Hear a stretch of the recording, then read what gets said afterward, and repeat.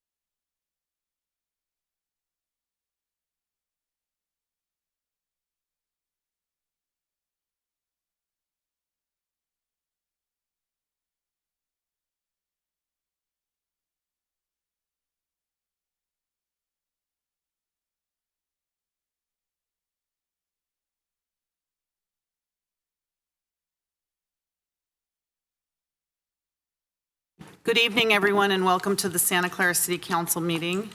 I'd like to call this meeting to order. Could you please stand for the Pledge of Allegiance and remain standing for our statement of values?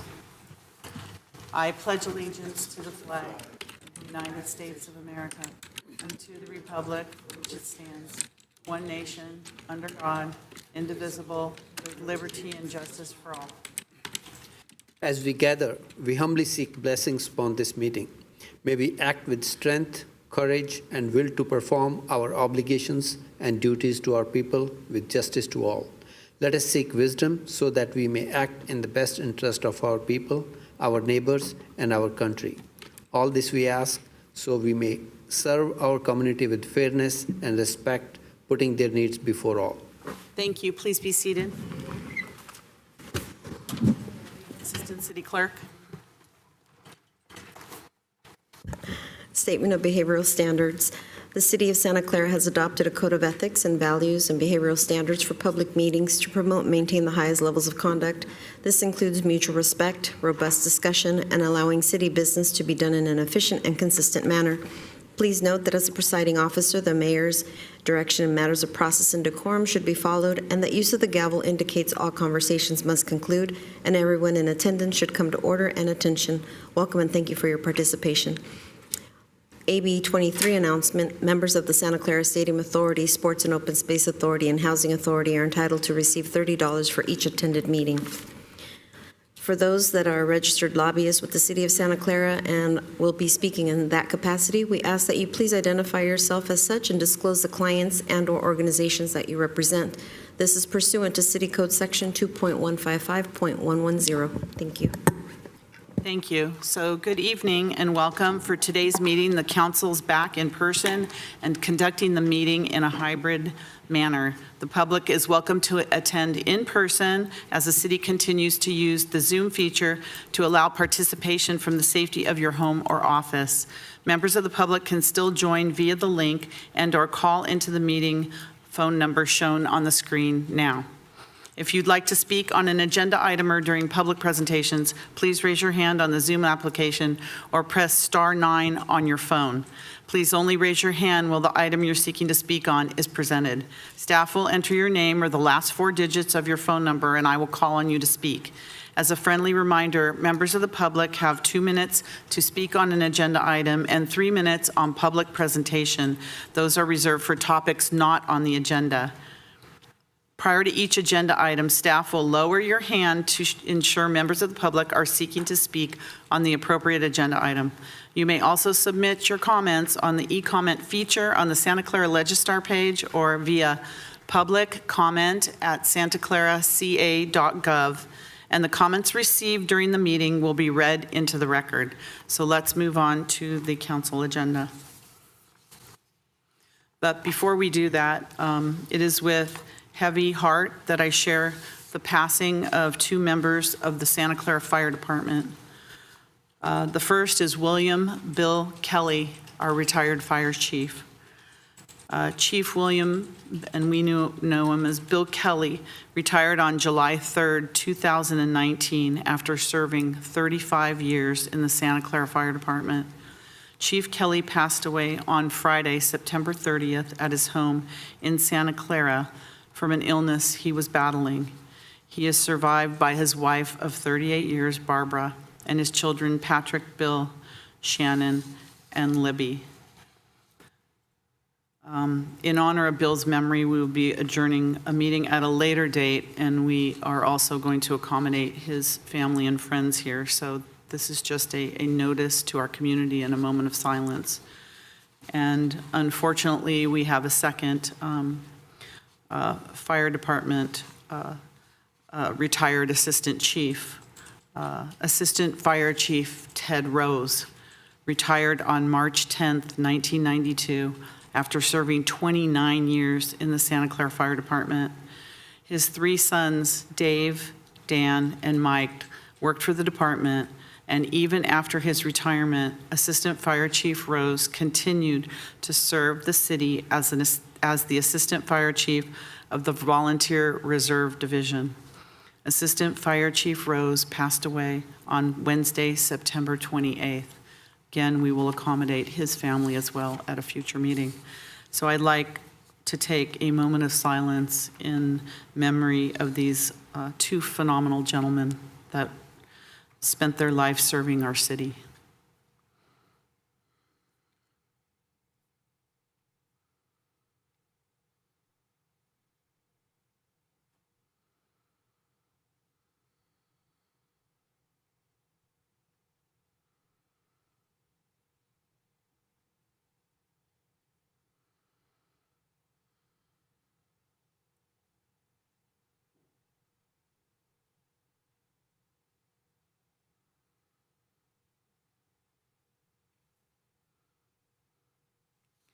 Thank you very much for that moment of silence in their honor.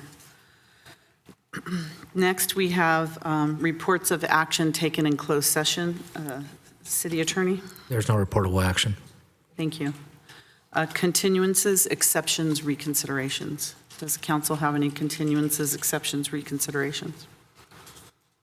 Anyone from the public?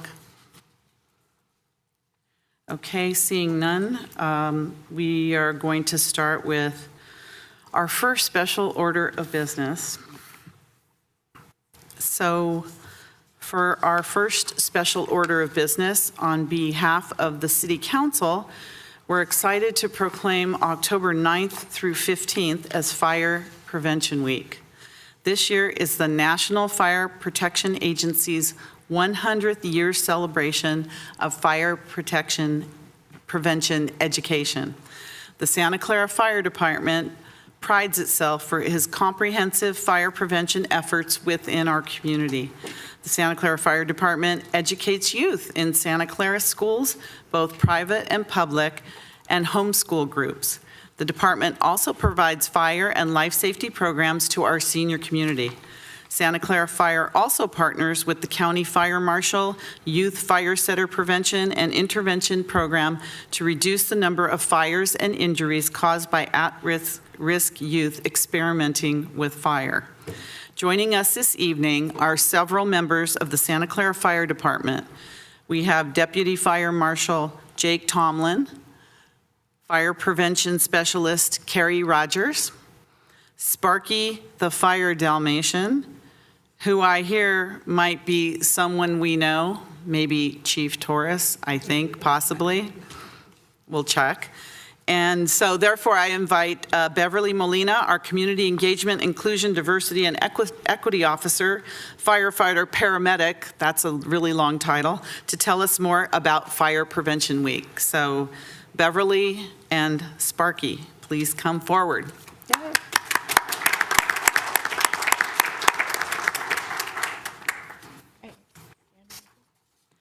Thank you, Mayor, City Manager, esteemed council members, for having us, for proclaiming this very important Fire Prevention Week in the 100th year that our country is celebrating fire prevention efforts. So it's really special for our city. One thing we wanted to highlight here is that among all the wide-ranging comprehensive education and fire safety services that we provide to our community, is the Firehouse Family Fair. It's an annual event. We haven't had it in the last 2 years, but we did it virtually one year, but it is back in person. And so we'd like to invite you, all of you, the entire community, on October 15th to the Firehouse Family Fair. It's at the Fire Training Center on Walsh Avenue, and there are all kinds of activities. There are some static displays of our fire rigs. We have hands-only CPR practice for children. We have a kids agility course. We have live demonstrations that our fire department will be showing the community. So we really encourage everyone to come. It's a lot of fun, and of course, it's education and fire prevention also. Thank you again so much for the proclamation. We really appreciate it. Thank you. And Sparky, would you like to say something? Sparky talk? Sparky doesn't talk. Sparky is a VIP for sure, and he will be at the Firehouse Family Fair also. So thank you, Wonderful. Sparky, for coming. So, Sparky and everyone, could you please join us up here so we can give you the proclamation and join the Go that council and way. I down here? Thank you.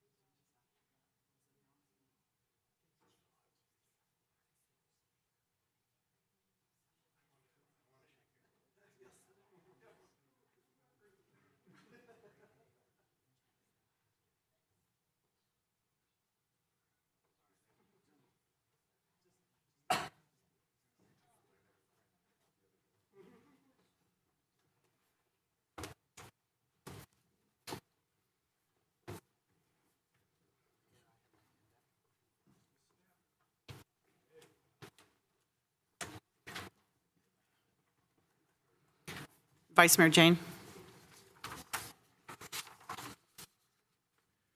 Yes, I know Sparky doesn't speak, but could someone come up here and explain that you guys have one event coming up on the 12th?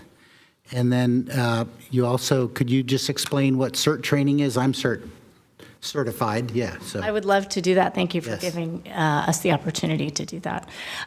So this October 12th, we have a strategic planning meeting for the community. It is at 1900 Walsh Avenue, and it's an opportunity for community members to participate in the fire department's visioning for the future. We really take to heart what the community wants to see in their fire department. We had one previously a few weeks ago, which was very well attended, and this hopes to be really well attended too, and something the entire fire department really looks forward to, because we like to hear from our community directly what we can do better, what we're doing well, what they would like to see in the future. So that's coming up. And then thank you for bringing up CERT, our community emergency response teams, which are comprised of community members trained by our CERT personnel. I can tell you at this time, COVID kind of put a stop to our classes, but we are going to be starting those up again. So please stay tuned to our website and to announcements coming up for CERT classes, which are very important. Thank you. Thank you. Councilmember Watanabe? Thank you, Mayor. I just wanted to thank Sparky for wearing a pink shirt. Obviously, he's very socially responsible and in honor of Breast Cancer Awareness Month. Councilmember Watanabe, thank you. I forgot to mention that. That was the whole reason he put that on, so thank you. Thank you very much. Thank you, Beverly. Thank you. All right. So speaking of, our next special order of business this evening is that the City Council would like to recognize October as Breast Cancer Awareness Month.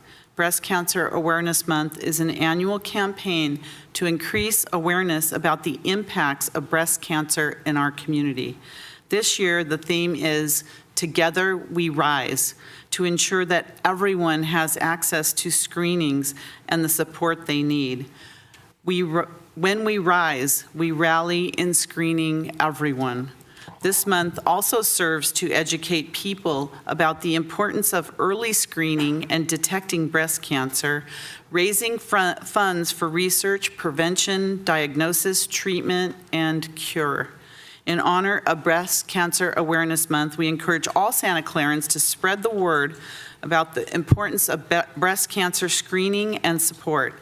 This evening, we have Kiana Mulkini of the American Cancer Society joining us on Zoom. So I'd like to turn over the floor to Kiana to accept the proclamation and to say a few words. Kiana, go ahead. Thank you so much for having me and having the American Cancer Society on tonight. We're very appreciative to be a part of the council meeting this evening. So the American Cancer Society is the leading cancer fighting organization with the vision to end cancer as we know it for everyone.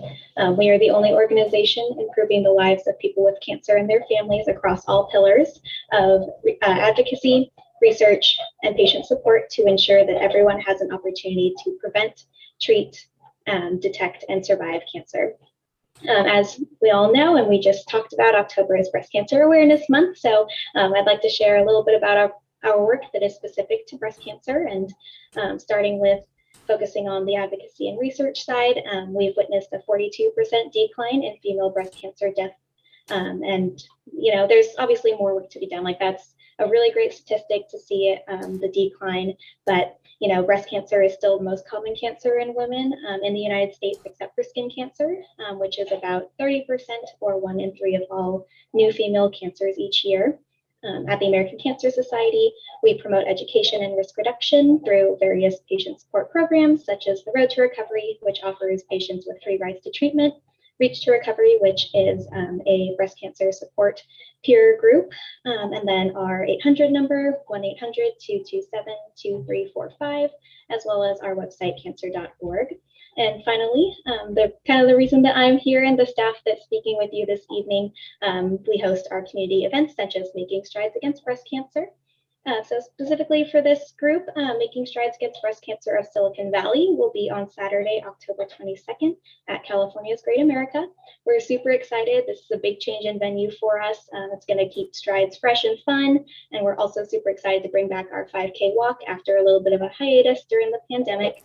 So really excited to be back in full swing, and would love for anyone to join us to be part of the largest network of non-competitive breast cancer walks in the nation. You can join us online at makingstrideswalk.org/Silicon Valley, where you can learn more and register. And yeah, if there are any questions, I'm happy to answer them. All of my contact information is on the website as well. But at the American Cancer Society, we won't stop until we are able to have a meaningful impact on every cancer and every life. Thank you. Thank you so much, Kiana, and our heartfelt thanks go out to you and the American Cancer Society for your dedication to forwarding research efforts and providing comfort to breast cancer survivors, their families, especially, and those who have lost a loved one due to breast cancer. So we have, on behalf of the City Council, we have this proclamation for you, so we'll make sure that you get that. And hopefully some of us can join you at Great America. I think that sounds like a lot of fun and a great way to support the American Cancer Society. So thank you, and thank you for joining us this evening. Thank you so much.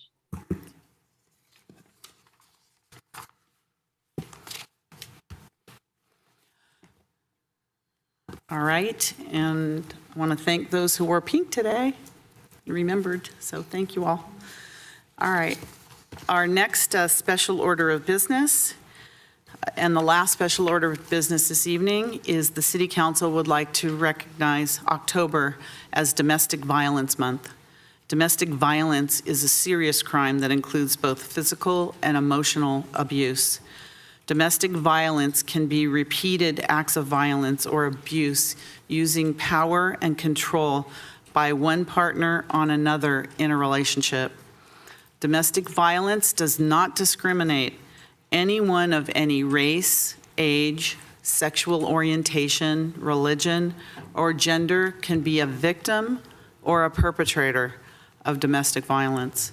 The traumatic effects of domestic violence extend beyond the abused person, impacting family members and communities. Children often witness the violence or become victims themselves. Many victims suffer in silence and are afraid to seek help.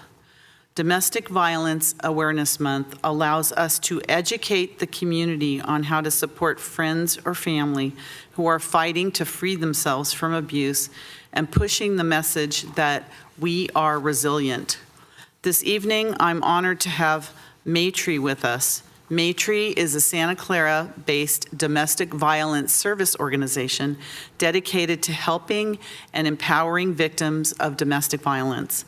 I would like to invite Zakia Afrin and Tejessie Doda from Maytree to the podium to speak about their group and accept our proclamation. So please come forward. Welcome. Good evening, Honorable Mayor, Council members, and members of the public. My name is Tejessie Doda. I've been a resident of Santa Clara since 2013. Today, I stand before you as an advocate for victims and survivors of domestic violence. I represent Maytree, an agency that has been dedicated to serve victims and survivors of domestic violence since 1991. As our mayor explained, domestic violence exists in all communities, irrespective of cultures, gender, religion, educational qualification, and immigration realities. We are all reeling from a pandemic, and we know that it has caused a crisis and an intersection of domestic violence and mental health. I feel very strongly about what we can do today, and I'd like to thank the city for the existing policies and support they've already extended towards domestic violence programs. But I would also like the city to consider the following: enact policies and resources towards the intersection of mental health, domestic violence, and reproductive rights. Evaluate and increase language access as linguistically representative of the population of the city of Santa Clara. Create opportunities and space for culturally responsive training in departments and agencies that interact with the public at large. My3 has been a provider for a long time. We are happy to support the city of Santa Clara and residents as needed whenever they need support. Thank you for adapting this proclamation and commemorating October as Domestic Violence Awareness Month. Thank you to Jess. If you'd like to come forward so we can have our picture with you and we can present you with this proclamation.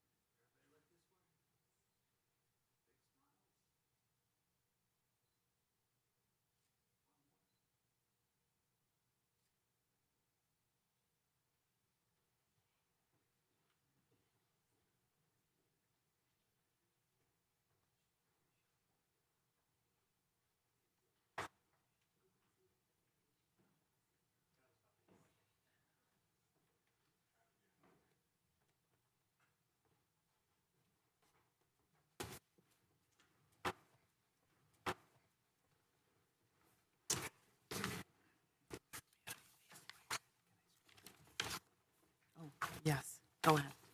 Sorry. Councilmember Chahal? Thank you, Mayor.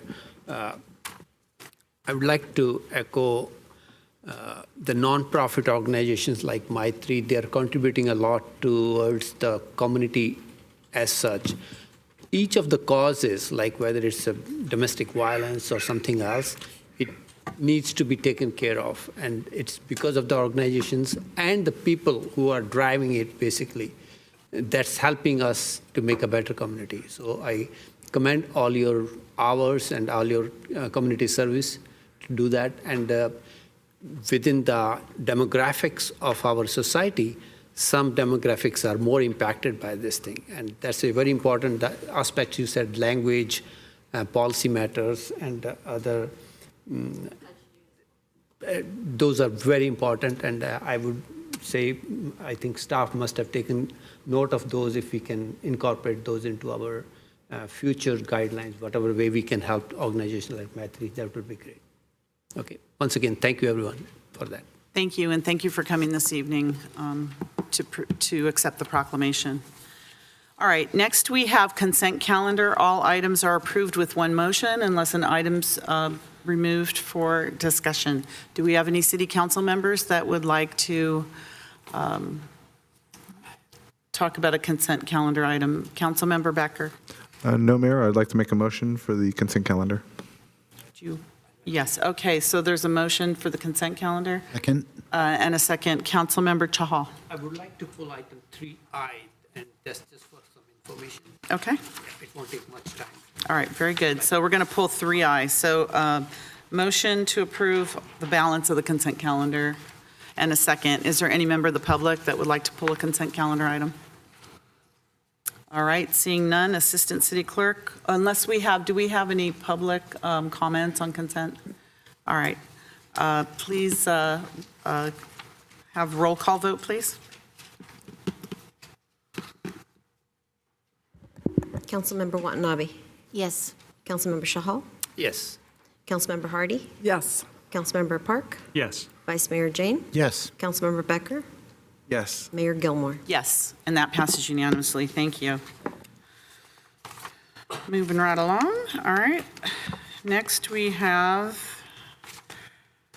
public presentations. If there any member of the public that would like to make a presentation on an item that's not on the agenda. Anyone here in public? Assistant City Clerk, any comments on public presentations? No written comment, and there are no hands. And no hands. All right, thank you. Consent calendar items pulled for a discussion. That's you, Councilmember Chahal. You just pulled item 3I, which is update on a written petition to consider traffic calming measures on Cabrillo Avenue. Thank you, Mayor. So I just pulled this item just for some knowledge. Like we have, as a council member, we have been getting various complaints about speeding within the neighborhoods. And I know we have some traffic calming measures, level 1, level 2, level 3.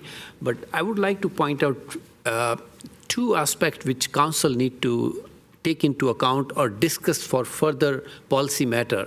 And anything which needs to go to level 2 or level 3, there are two major criteria on that. The traffic volume should be greater than 1,000 and less than 3,500 vehicles per day. I think we need to take a revision of this numbers, because there are smaller streets where their volume may not be 1,000, but there may be only few houses, but the traffic volume is quite a big, and that may be, even if it is 800 in a street of 20 houses, that's too much. So we need to look into that aspect, how we can revise this policy matter. And the second, which is even more pertinent, is 85% of the vehicles measured during the data gathering period are traveling at greater than 33 miles per hour. So this is a condition, like what it's saying is 85% of the vehicle should be traveling in a 25-mile zone at a speed of 33 or higher, which is basically we are saying 85% of vehicles has to travel at 132% higher than the recommended speed of that. So I think we need to look into this one also. We need to reduce this 85 percentile to a lower number, maybe 50 or something, because once we lower these numbers, then only we'll be able to take actions on protecting our neighborhoods from the traffic. So that's my request to the staff to look into these two things down the line and come back with their recommendations so that council can take an action down the line. And in this Cabrillo action is one of the actions, but there are several other streets which are suffering because of the traffic. So a faster resolution to some of these issues will be much better. I know in my own district there's a Monroe which has been going on for more than 1 year, and we don't have a resolution or even some of the feedback to the residents yet. So I would like a little bit faster resolution, because traffic is one of the most quality of life issues for our residents within the city. So if we can have a faster resolution or reporting back to our residents, that would be good. Thank you. And with that, I can make a motion to approve item 3I. Second. The motion to approve, and there's a second by Councilmember Park. Is there any member of the public that would like to speak on that issue? Do we have any comments? All right, Vice Mayor Jane. Yes, I know there was an issue with speeds of traffic near St. Clair School, and we were discussing possible measures to slow traffic down there. But we did add some speed humps or bumps at Briarwood, and I'm wondering if we could get some sort of report back as to how well that's working, whether we know whether speeds were reduced there. Thank you. So we have a motion and a second on the Cabrillo Avenue. Roll call vote, please, Assistant City Clerk.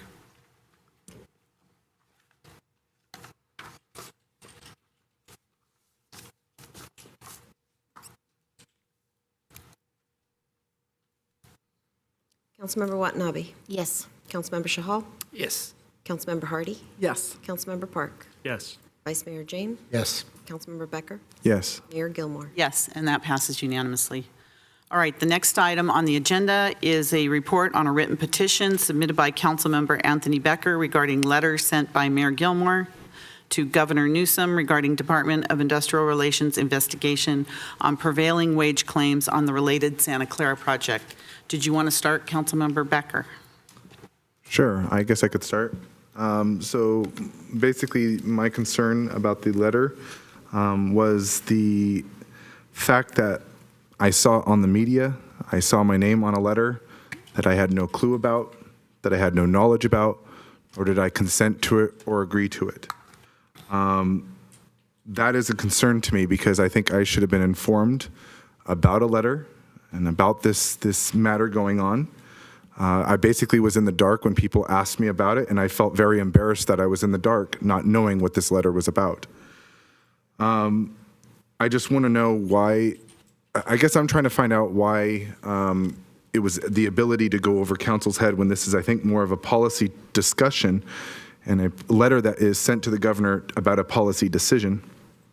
And I think that the council should have been informed about this. I mean, because we talk about transparency, and I think this is the definition of transparency, is being open to our public, being open to the city council, and discussing the matter of the letter and the merits of the letter and the reasons why that this letter was sent.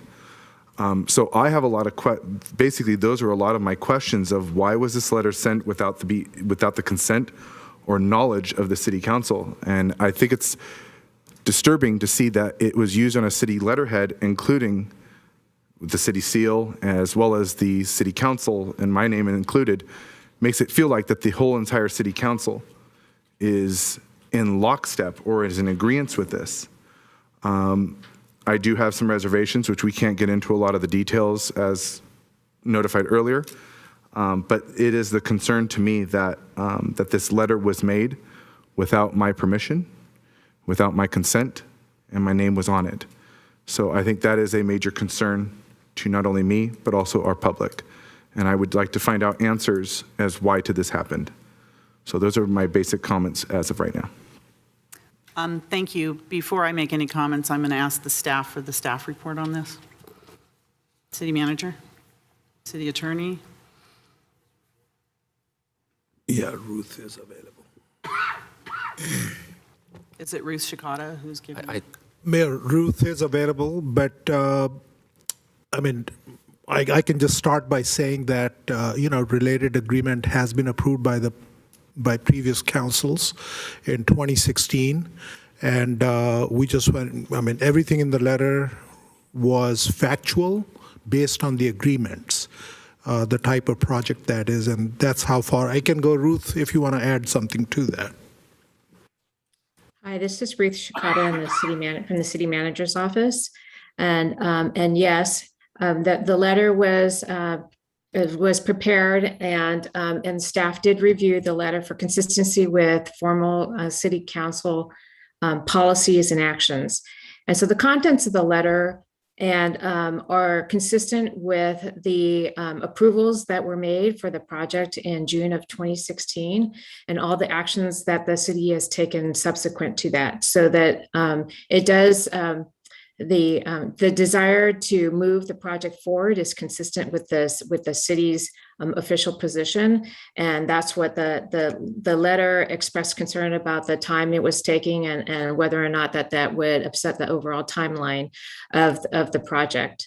From a procedural perspective, as far as the letterhead is concerned, the city right now, we only have the one letterhead for the mayor and council office. And it does have the seal and all of the council members on it. But again, when staff reviewed the contents of the letter, it was consistent with the city policy.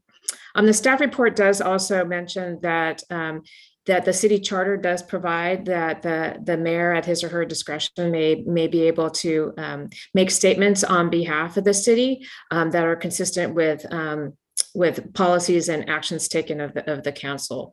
And so when we reviewed it, that we felt as though that it was consistent with the provisions outlined in the charter. I'm not sure if there's more that if I've missed anything, Council Member Becker, but that I think that those items responded to your questions. Can I ask a few go more? ahead. So mainly what I'm trying to wrap my head around is, the mayor is just one vote. Yes, it's a ceremonial role and it's on a letterhead. I don't understand why it couldn't have come from just the mayor's office, not with, because basically how I look at it when I saw the letter on the news website, and basically I was lost in getting asked questions, is why was my name on there? You know, I mean, I know that you said it was just a specific letterhead, so I don't know why it couldn't have just been a letter from the mayor herself rather than bringing the entire council on. Because from what people have told me is they look at that letter and they think the entire city council said, sure thing, let's send a letter to the governor. So why wasn't there really a public forum or a discussion in front of the public as well as the entire council? Because, I mean, if the mayor wanted to write a letter, I don't think that's a problem. But at the same time, we were all on the letter, and that is my biggest concern. So, you know, the mayor's one vote, the question posed is it appropriate? Councilmember Becker, I will take that question from Ruth. So the charter is very clear that the mayor does have broad powers to communicate a city's position on various matters. That is in the charter. She has that authority by his or her account to do that. There is no policy, however, on questions of letterhead, on protocols about communicating with the council, giving a council member or council members a heads up on a letter. There's no direction or guidance that would come into play for this particular type of letter. The authority of the mayor to issue that letter is consistent with what she wrote in the letter as I read it. She's stating that the project is not a public works project. She's citing delays as a potential problem, and she's asking the governor to consider the request or the letter or the matter. That is consistent with the council's record on this project from the very beginning. So in terms of authority, there is authority based on what the council had done all the way through the date the letter was issued. So she wasn't acting outside of any clear council view, at least based on the historical record on the project. Whether or not there is an issue over letterhead, protocols, how she communicates that letter was communicated to her colleagues is a different question. That is not a legal question. That is a policy question. That's a council committee question. But in terms of the appropriateness from a legal standpoint, it was appropriate and within the bounds of her powers as prescribed in the charter. Now, to the extent that generally speaking, if the council has any contradictory opinion as to any position that the mayor may state in a letter, or, for example, in legislation, she may want to take a position on legislation that's inconsistent with how the council may feel.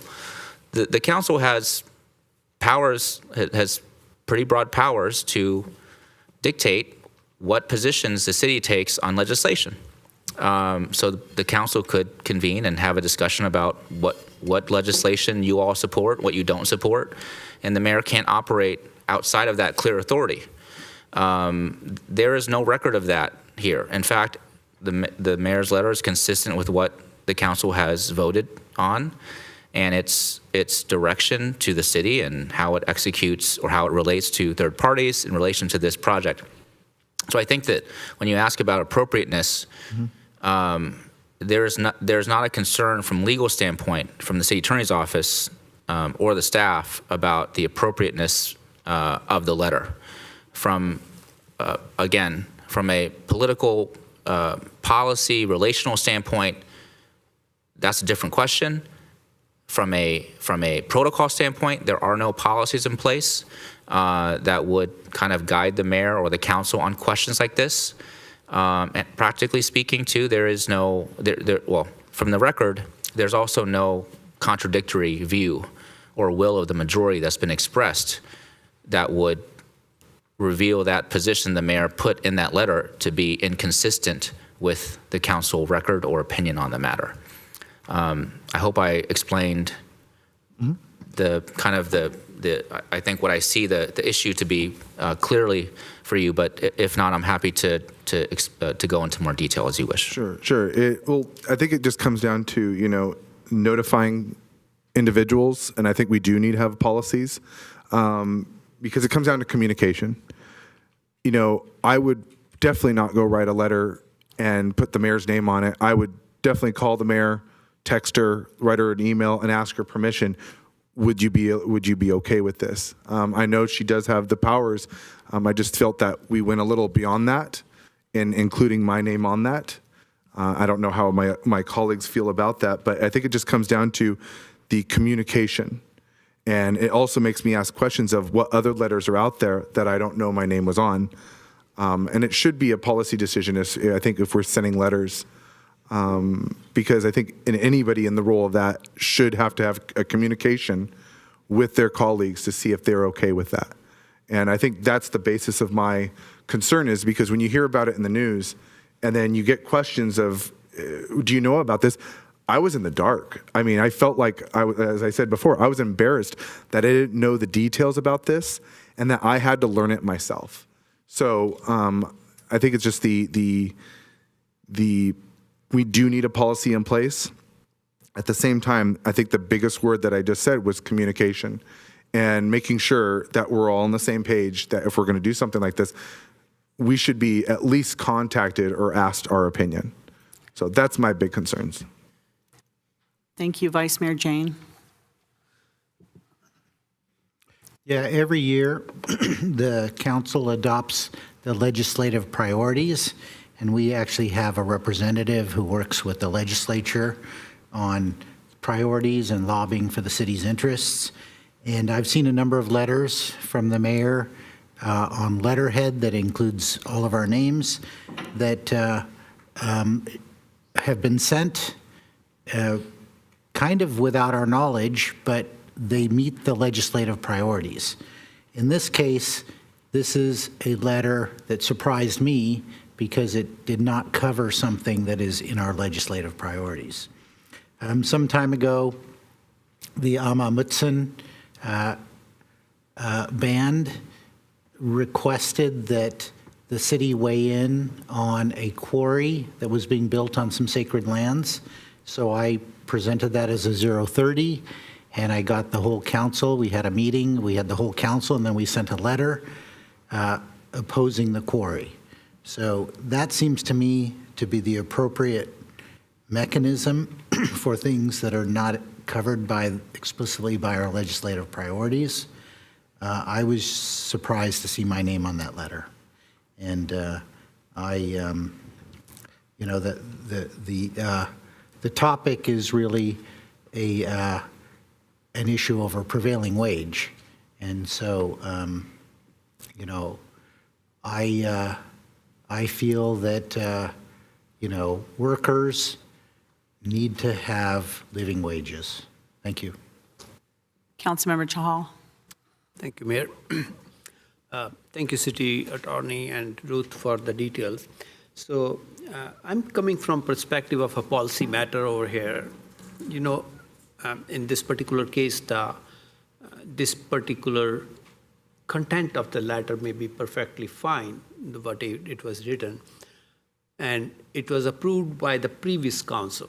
So I'm the new council member. I may agree with this policy matter or may not agree with that council. And mayor has every right to write that letter. I'm not denying that.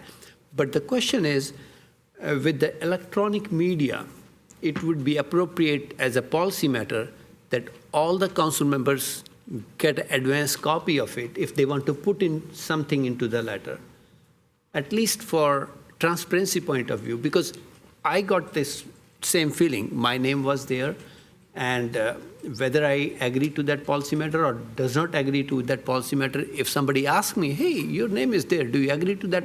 I may not agree to that policy matter. I might have abstained, or I might have voted no on that particular policy matter, but I should be knowing that this letter is going on behalf of the city. If the majority of the city council has done it, I have to agree to that, but I should be knowing that my name will be there and this letter will be going out. And we have electronic media right now. It doesn't hurt to send a CC to the council, whole council for that matter, that letter is going. So that is my concern with this letter, was that we were blindsided with what has gone out, whether it's legally right or not. That was a different matter.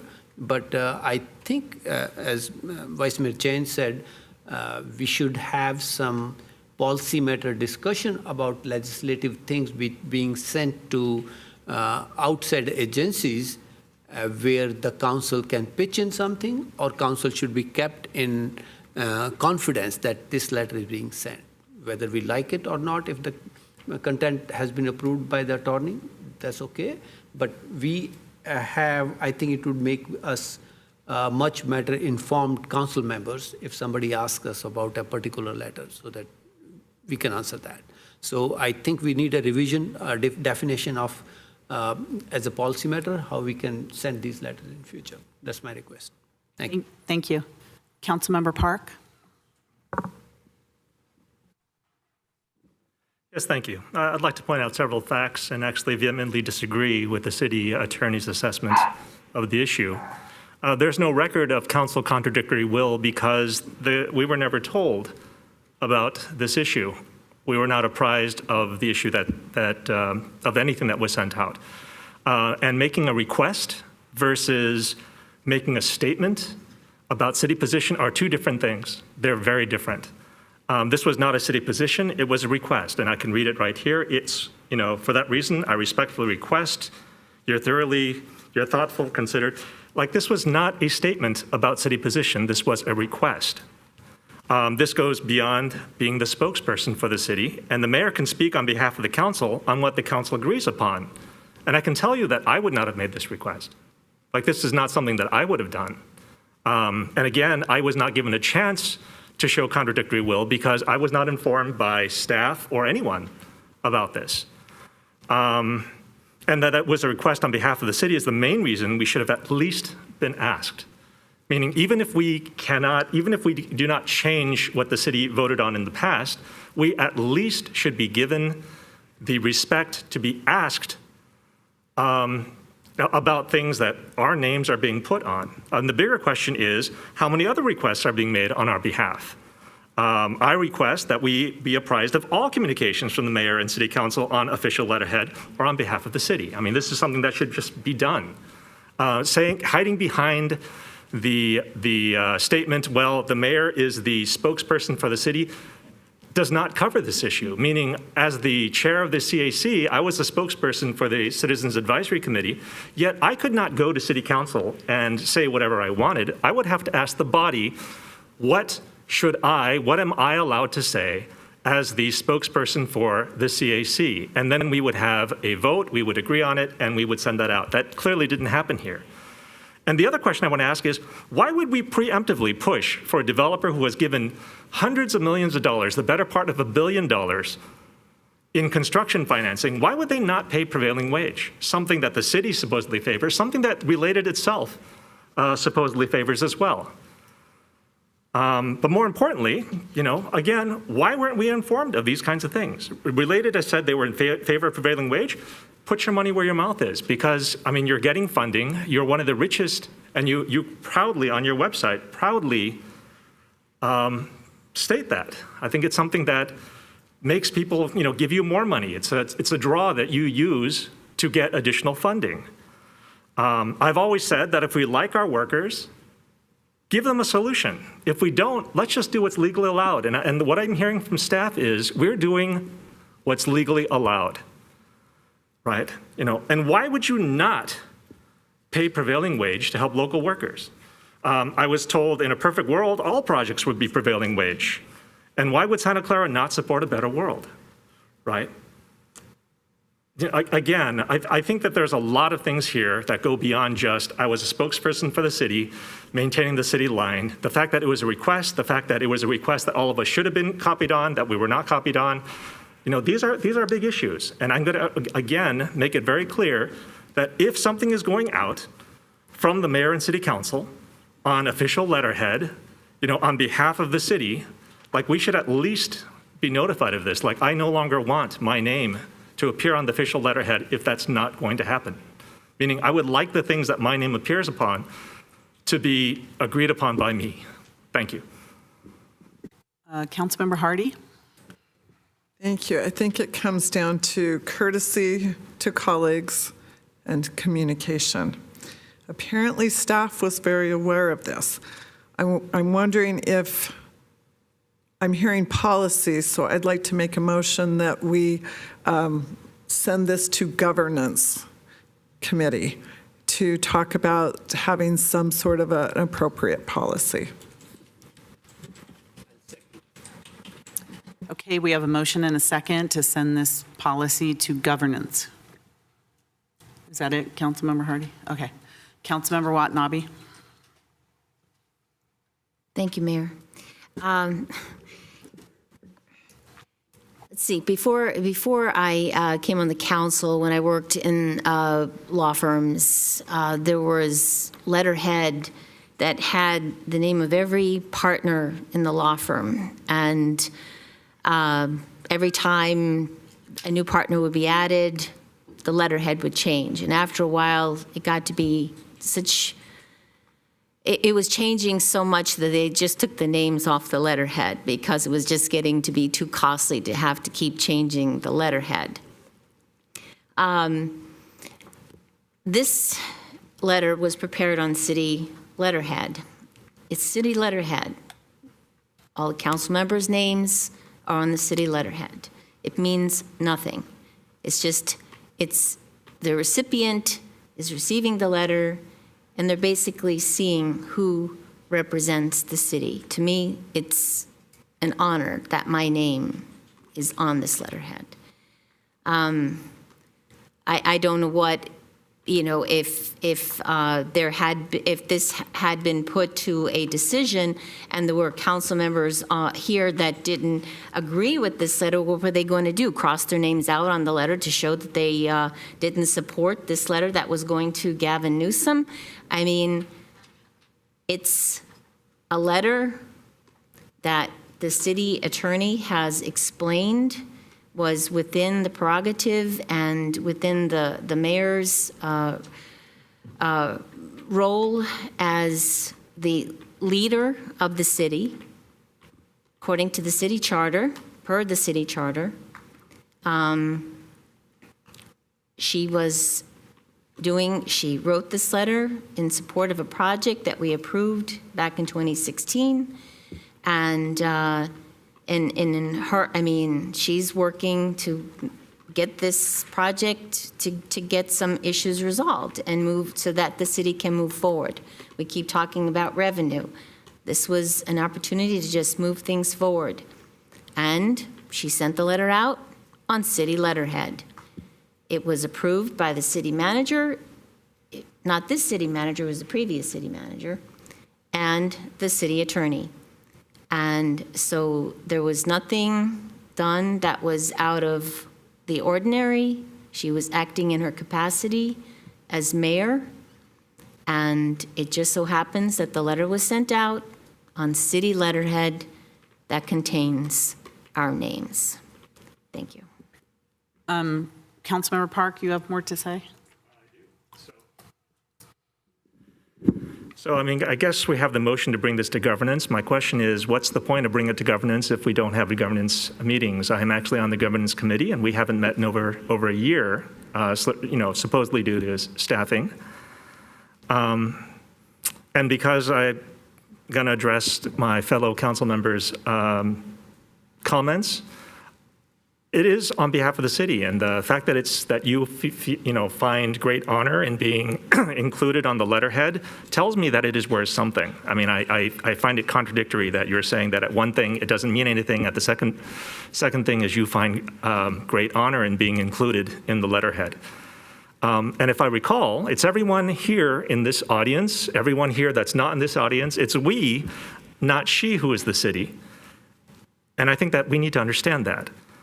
What would we have done if we were asked? We may never know, but we certainly should find out the next time something like this comes up.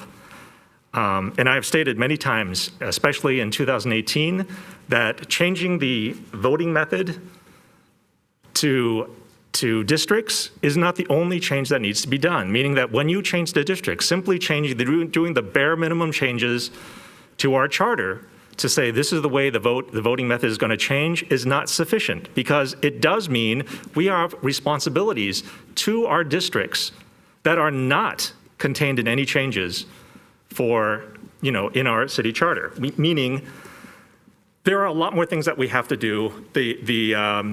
We can't just apply what was there before on this new system. I would like to ask the city attorney if you were notified of the letter prior to it being sent out. So we were not hired yet, Councilmember Park. Understood. Before, I think when the letter was sent, I think it was in March, we started our service in April. And that's the point. My point was this was sent out during a very big time where there was no city manager, there was no city attorney, there was no oversight, there was no approval. So I think or maybe there was, but I'm saying at some point, the statements that this had, review by the agencies that were stated is not true. It's not true.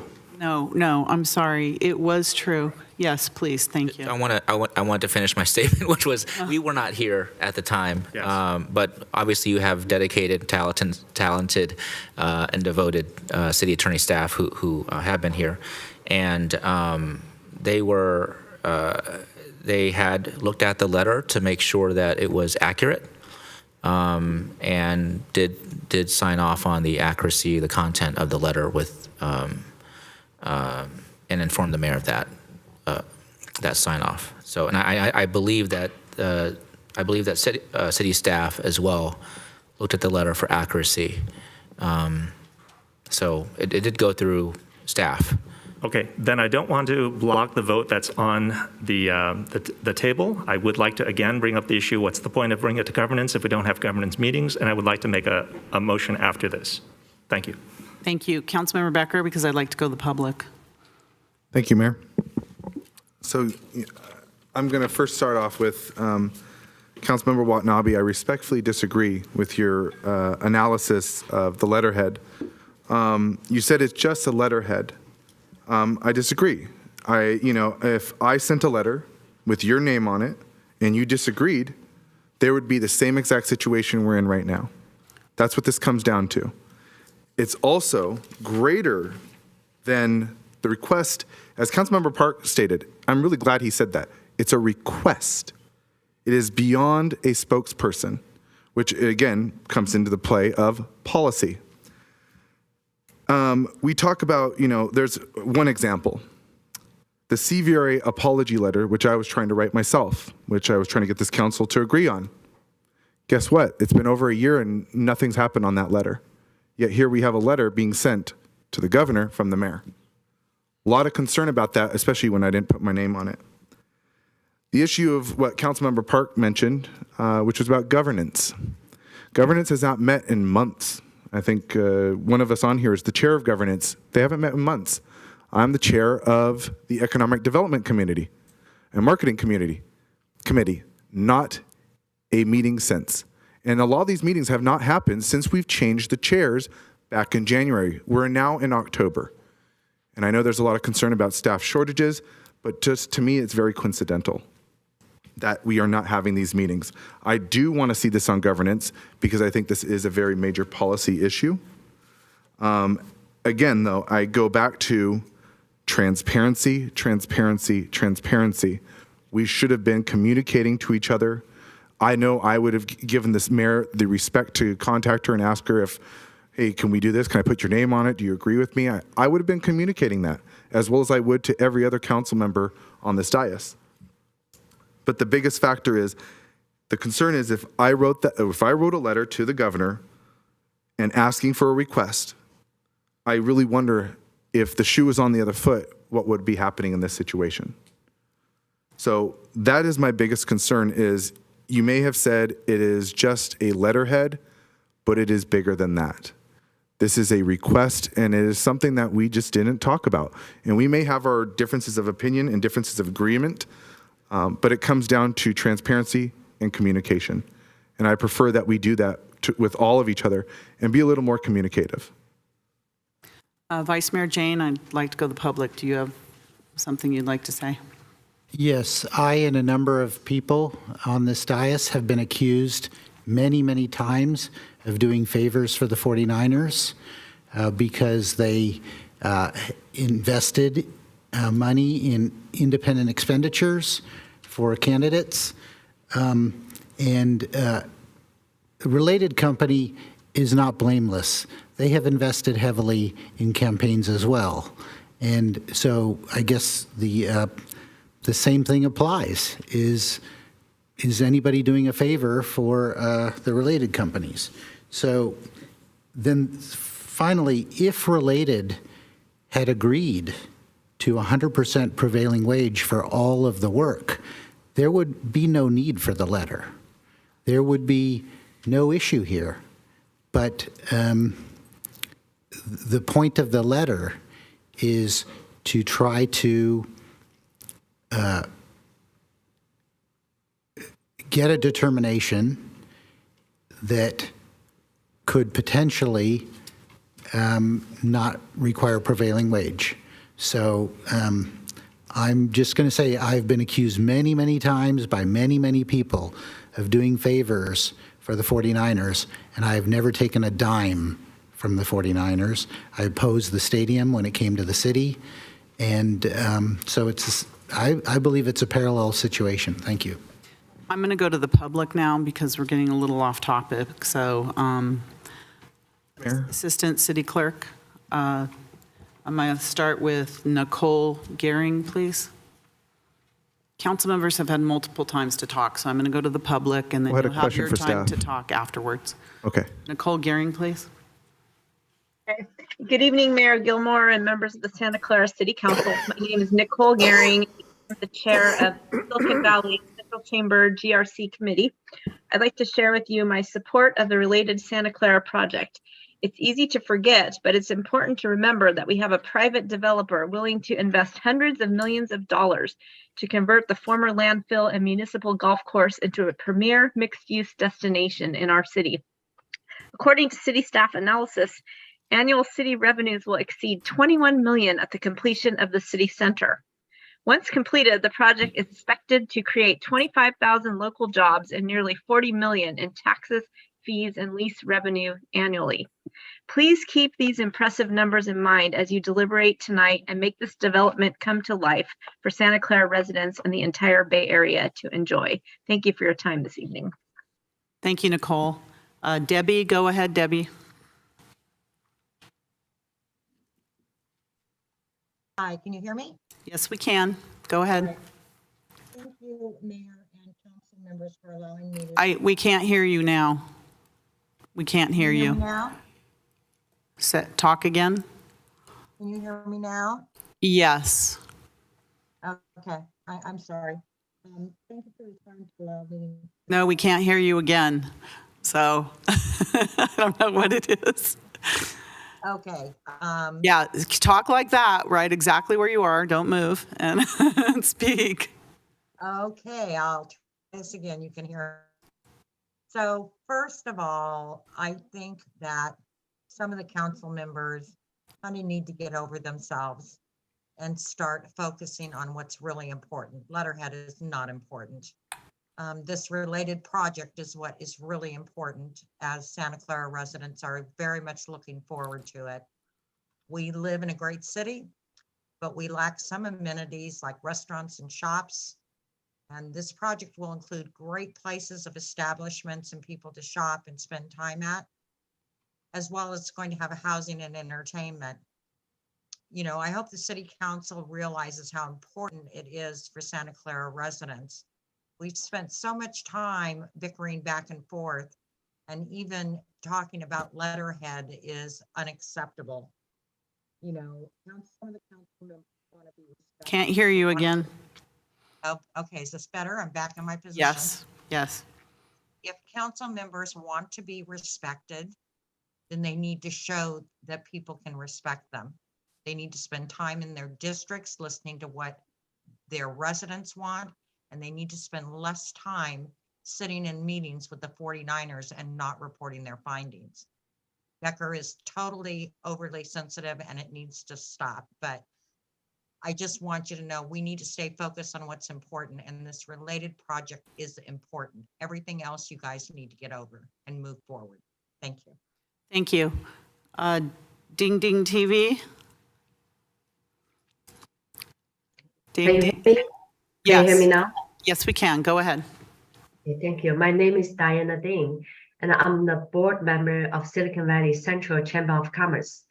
I'm speaking this evening to support Related Santa Clara, which delayed because of the pandemic. It's a wonderful and important project for our city.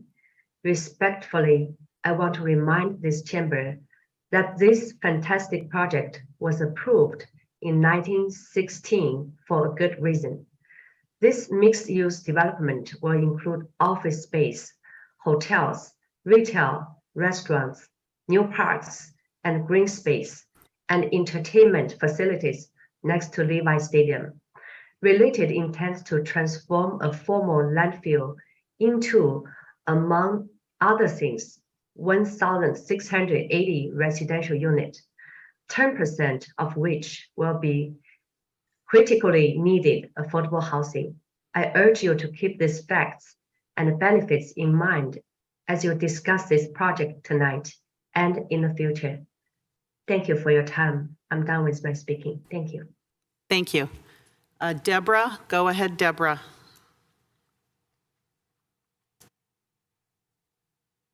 Deborah? You're muted.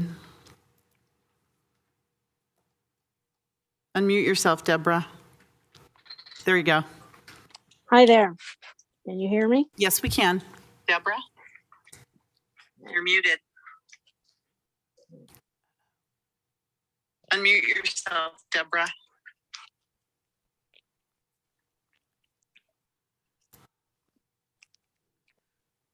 I'm afraid to talk. Can you hear me? Yes. Can you hear me? Yes. Yes. Okay.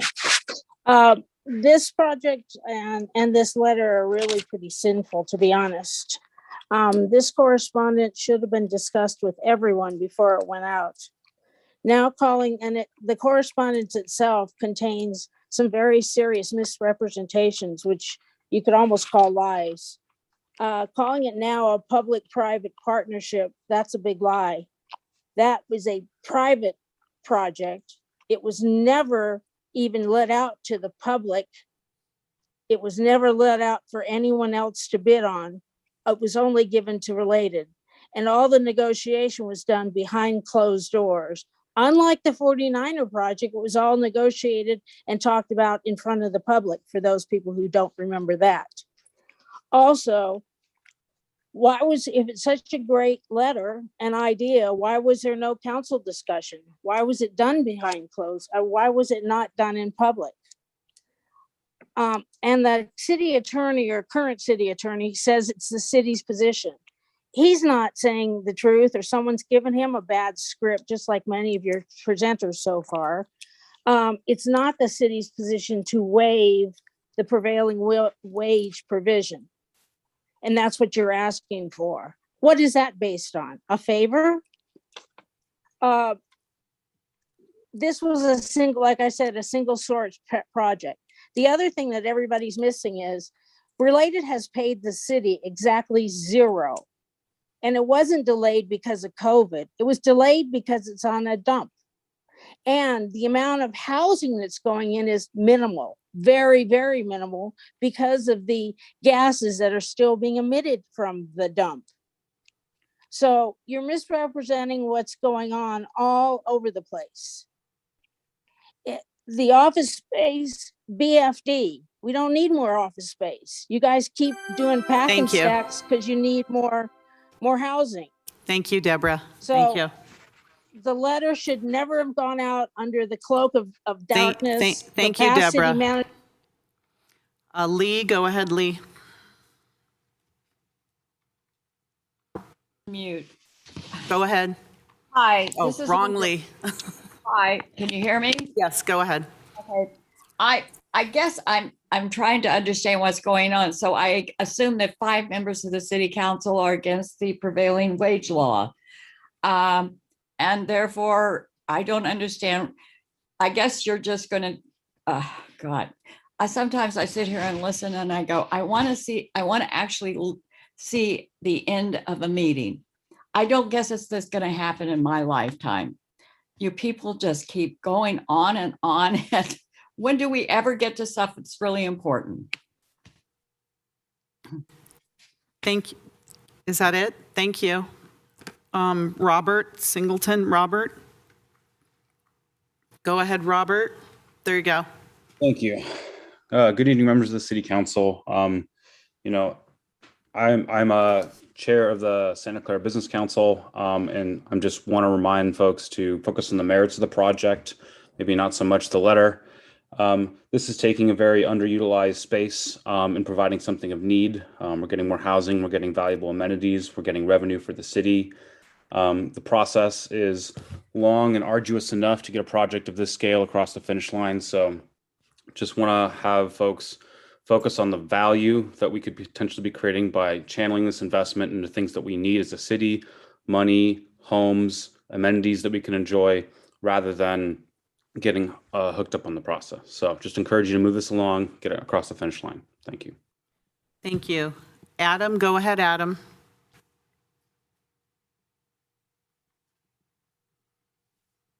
Adam?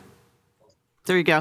Good evening, Mayor and Council. I'm speaking on tonight on this Department of Industrial Relations investigating the prevailing wage claims on the related Santa Clara project. As an electrician and lifelong resident of Santa Clara, I've always been supportive of paying a fair market and equitable wage to residents within the community for their work performed. I would not be a resident of Santa Clara today if I was not able to earn a livable wage as an electrician. I'm not here to dispute whether the related project should or should not have a prevailing wage agreement in place. I think that should have been included at the time of executing the development agreement in 2016.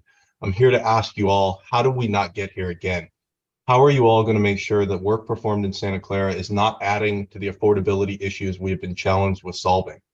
Why was the letter sent by the mayor without all of the city council members' awareness and support? We talk about transparency over and over again, but this doesn't seem very transparent. With many of the council members and mayor seeking labor support during every election cycle, including this one, why have we not seen more PLAs on projects recently approved? These agreements help to improve project quality, support a healthier local economy, and create a stronger, more stable community. Please start thinking about how to include these types of agreements into future projects and stop approving partial projects and contracts. All we are doing is deferring the issue to another day like today. Thank you. Thank you. Larry McCullough.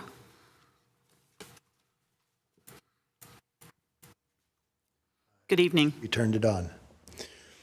I'd like to point out that this is quibbling that can cause a schedule delay. Our best plan is to make money next year is just to execute the mayor's plan. Our ability to act as a team, to execute as a team, will determine how fast we draw down our current deficit.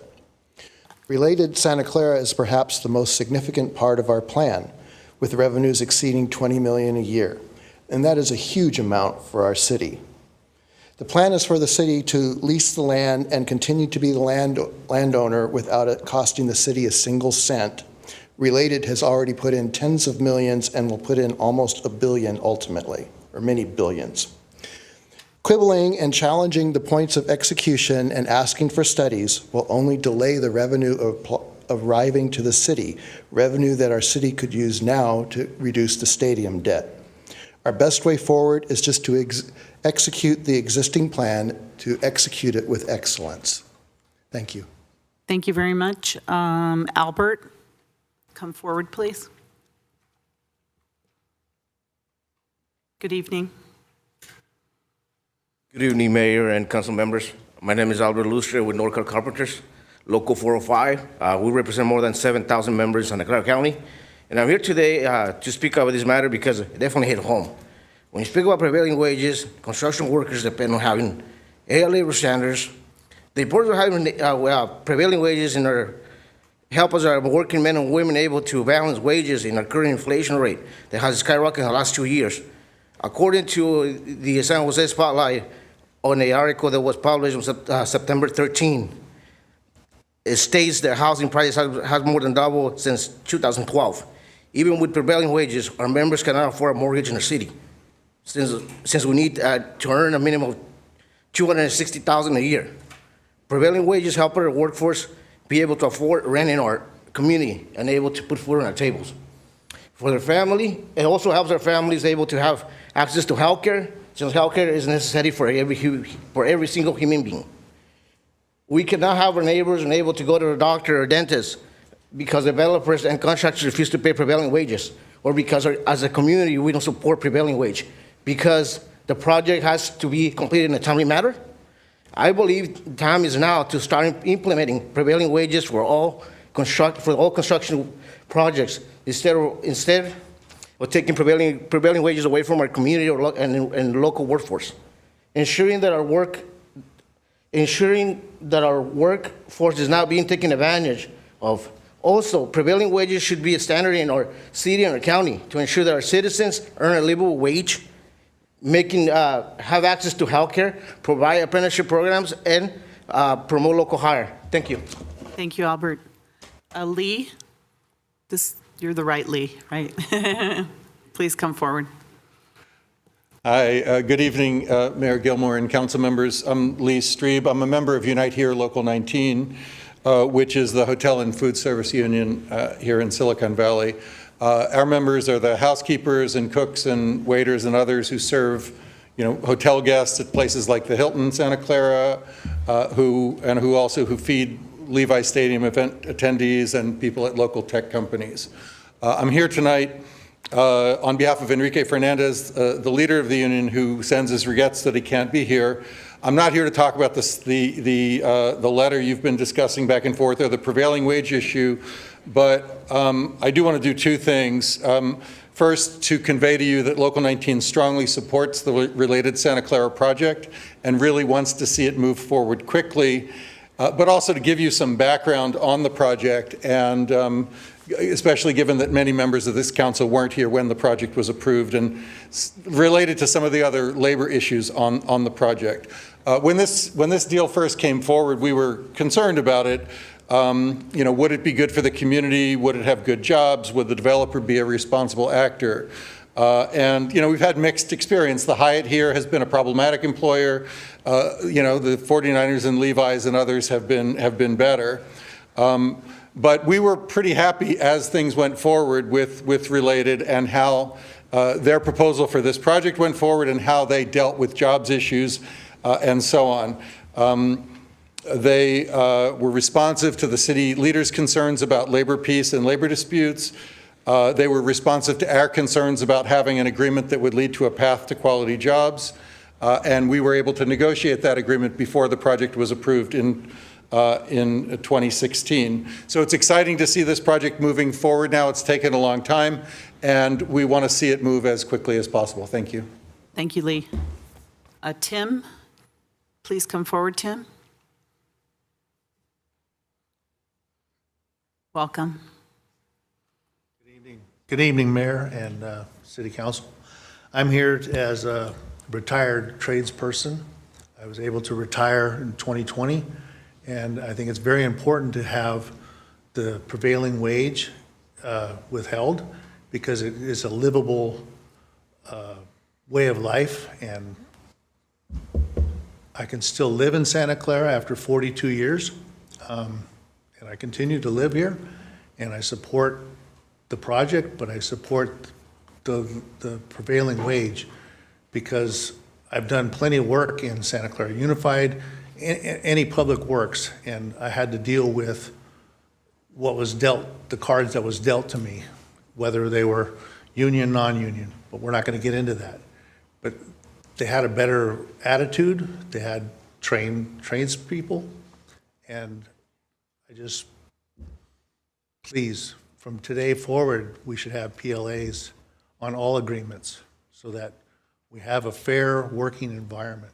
We have to live here, we want to live here, we want to spend our money here, and we can't if we don't have the money to keep up with inflation and everything else. So God willing, I can stay here. Okay? Thank you. Good evening. Very good. Thank you. Thank you, Tim. Gary, please come forward.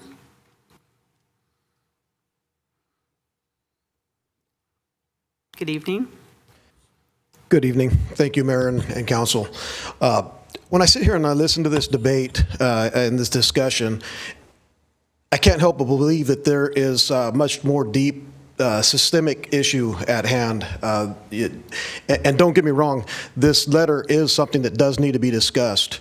But I can't help but to think that as elected officials, the residents of Santa Clara trust each and every one of you to represent our best interest. When I read that article and that letter, and that Related Properties was then putting a lot of money into campaigns, I couldn't help but to think that my neighbors are definitely not billionaire developers, not rich contractors, and I couldn't help but to feel that that the best interest of the residents, as far as working class residents of Santa Clara, are not being represented in this situation. Instead, what this is representing is a desire to line the pockets of very rich developers and contractors. And as a resident, I am very disappointed to see this letter out there. Thank you. Thank you. I have Steve Eimer, which is related, and there might be some questions for related, so I'm going to leave him till the end. Is there any member of the public that is physically here in the council chambers that would like to speak up? If so, please come forward, and then we'll do any e-comments after that. Welcome. Thank you. Yeah, my name's Edward Strine. I first heard about how COVID was not related to the way our economy was affected. That's a lie. I mean, it affected our city, county, state. It affected our whole country. So I just wanted to straighten up. And yeah, I volunteered for Measure J. I wanted the stadium passed, and I'm happy that it passed. I live right behind Levi Stadium, as well as Debbie Algieri. I know she spoke earlier, but we're both looking forward to that related project. I want to also say the reason why I support the project, the related project is the largest mixed-use project in Silicon Valley history.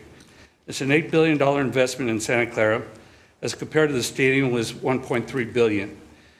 Here are some of the other things to know about the project and related website. It will be LEED Gold. The development will maximize the use of reclaimed water supply. We'll have a large-scale solar power production with energy storage capabilities. It will have a timber construction, selected structures to reduce carbon footprint. I hope the council continue to support the project and that Councilman Becker isn't just trying to win votes and create political drama tonight. Mayor Gilmore is doing what a good mayor should, promote good development in our city. He should be committed for provision and efforts. Thank you very much. Thank you. Is there anyone else in the audience that would like to speak? All right, Assistant City Clerk. Oh, I have Nick.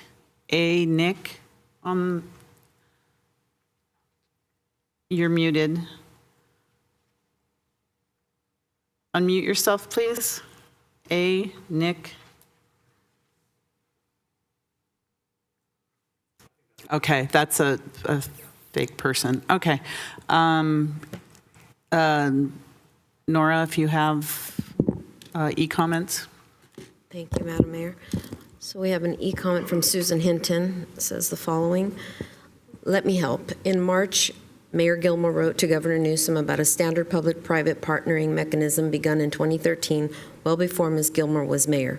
The main concern in final paragraph states that, as the Department of Industrial Relations has not decided PW Case 2020-014 from 2020, the related Santa Clara project is being delayed. Everyone knows that delayed projects are eventually endangered, so this is a worthwhile concern.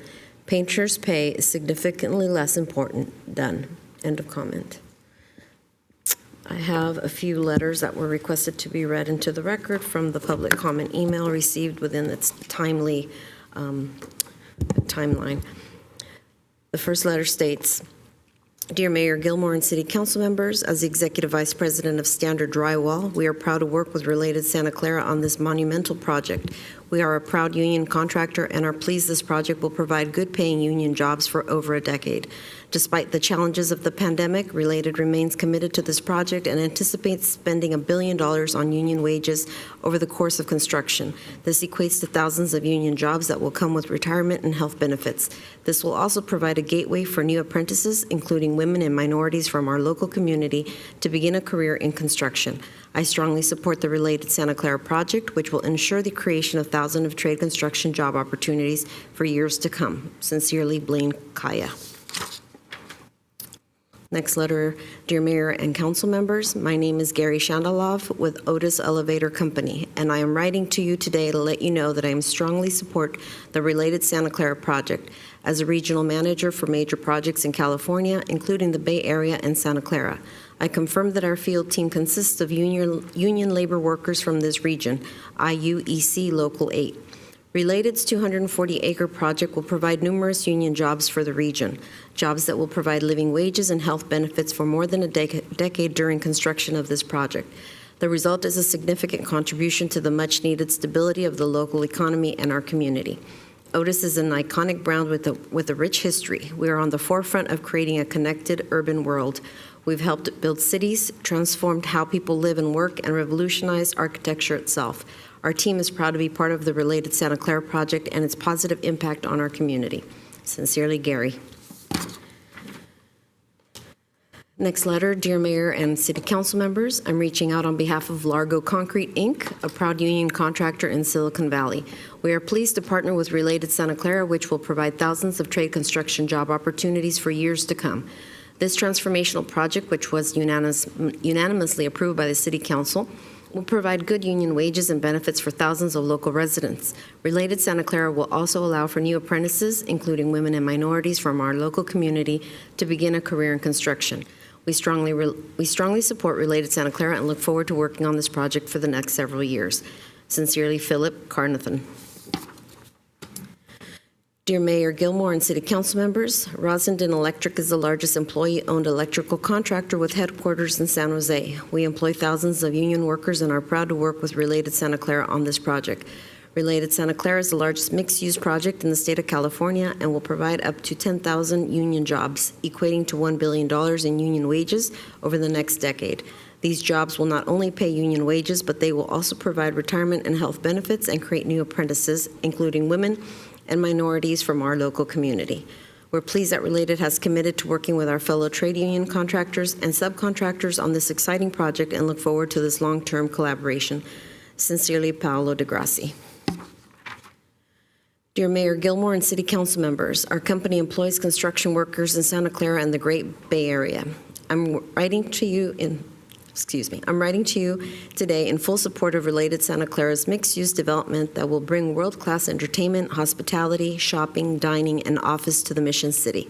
Related will use union labor to build their massive project, which will create thousands of much-needed union construction jobs that pay living wages for more than a decade.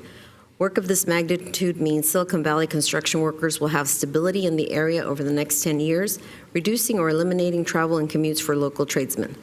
And the number of construction jobs projected for Related Santa Clara translate into strong apprenticeship ratios that should help grow and strengthen the trades over the next 2 decades. As an organization whose mission is to better the lives of men and women by providing its members with jobs that pay living wages and a path for local apprentices to begin and continue their careers in construction, we proudly support the Related Santa Clara project and are pleased to forge a partnership that will allow us to provide opportunities like these for years to come. We need to look to the future as our economy starts to recover and focus on what is good for the community, and this project has that vision. Sincerely, Ryan Kavanaugh. Dear Mayor Gilmore and City Council members, many union members who live in the Santa Clara area work at my company. Together, we strongly support Related Santa Clara, 9.2 million square foot mixed-use development that will be constructed over the next 10 years. Related Santa Clara has committed to utilizing union labor. This development will create thousands of union jobs, equating to over $1 billion in union wages over the life of its construction. These much-needed union construction jobs will pay living wages and provide opportunities for local apprentices to begin and continue their careers in construction. We're thrilled to have been awarded a contract and to be part of this visionary project. Right now, we're facing an uncertain economic environment, and Related's commitment ensures that the workers who build this project will be paid area standard wages, receive health care and retirement benefits, and participate in joint labor management apprentice job programs. These partnerships are what allow us to retain an essential workforce of trained, skilled, and experienced construction workers in the Bay Area who can perform at a high level and in a safe and timely manner. The result is high worker productivity and a career path for many Santa Clarans. I know I speak on behalf of my entire team when I say that we are excited to support the Related Santa Clara project. Sincerely, Osama Martel.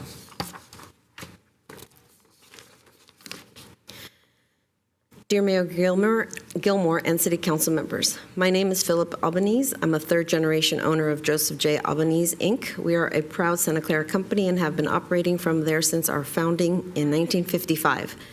Joseph J. Albanese, Inc. is signatory to affiliated unions with their trade and employment in Santa Clara. Our company is signatory to the local laborers, carpenters, operating engineers, cement masons, iron workers, bricklayers, and pile drivers unions. I strongly support the Related Santa Clara project, which will ensure the creation of thousands of trade construction job opportunities. These jobs will pay union wages with retirement and health benefits, as well as provide a gateway for new apprentices, including women and minorities from our local community, to begin a career in construction. Given the magnitude of this project and the numerous jobs that will be created, it is not surprising that the City Council unanimously approved the project in 2016. We're very pleased that Related has committed to working with our membership and fellow trade union contractors and subcontractors on this exciting project.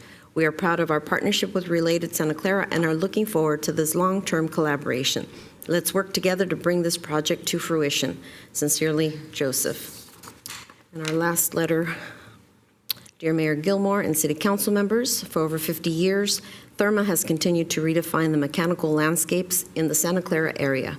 Our headquarters is local, and we employ more than 1,000 people in 3 regional offices, including union labor workers. On behalf of my team, I wanted to let you know that we are in full support of the Related Santa Clara project.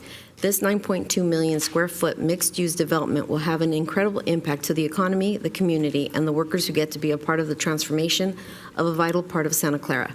Partnerships such as these create a path for hardworking people to start and continue their careers in the industry.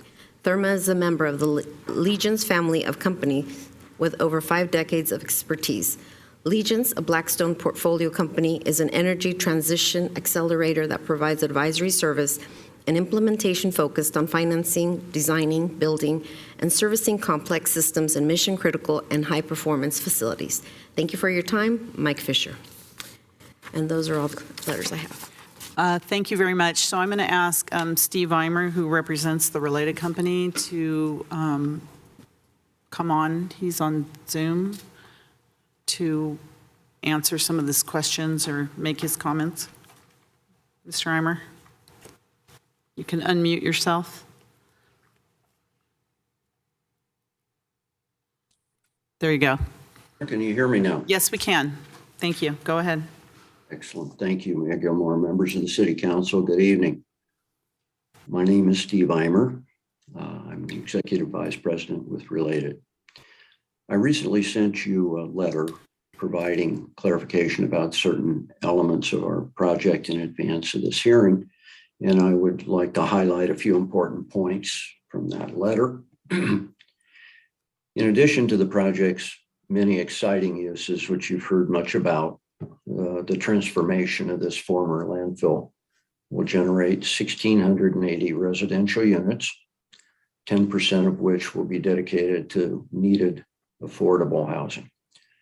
It's important to note that over the past 33 years, Related has developed over 14,000 affordable residential units across the state of California in 40 different cities.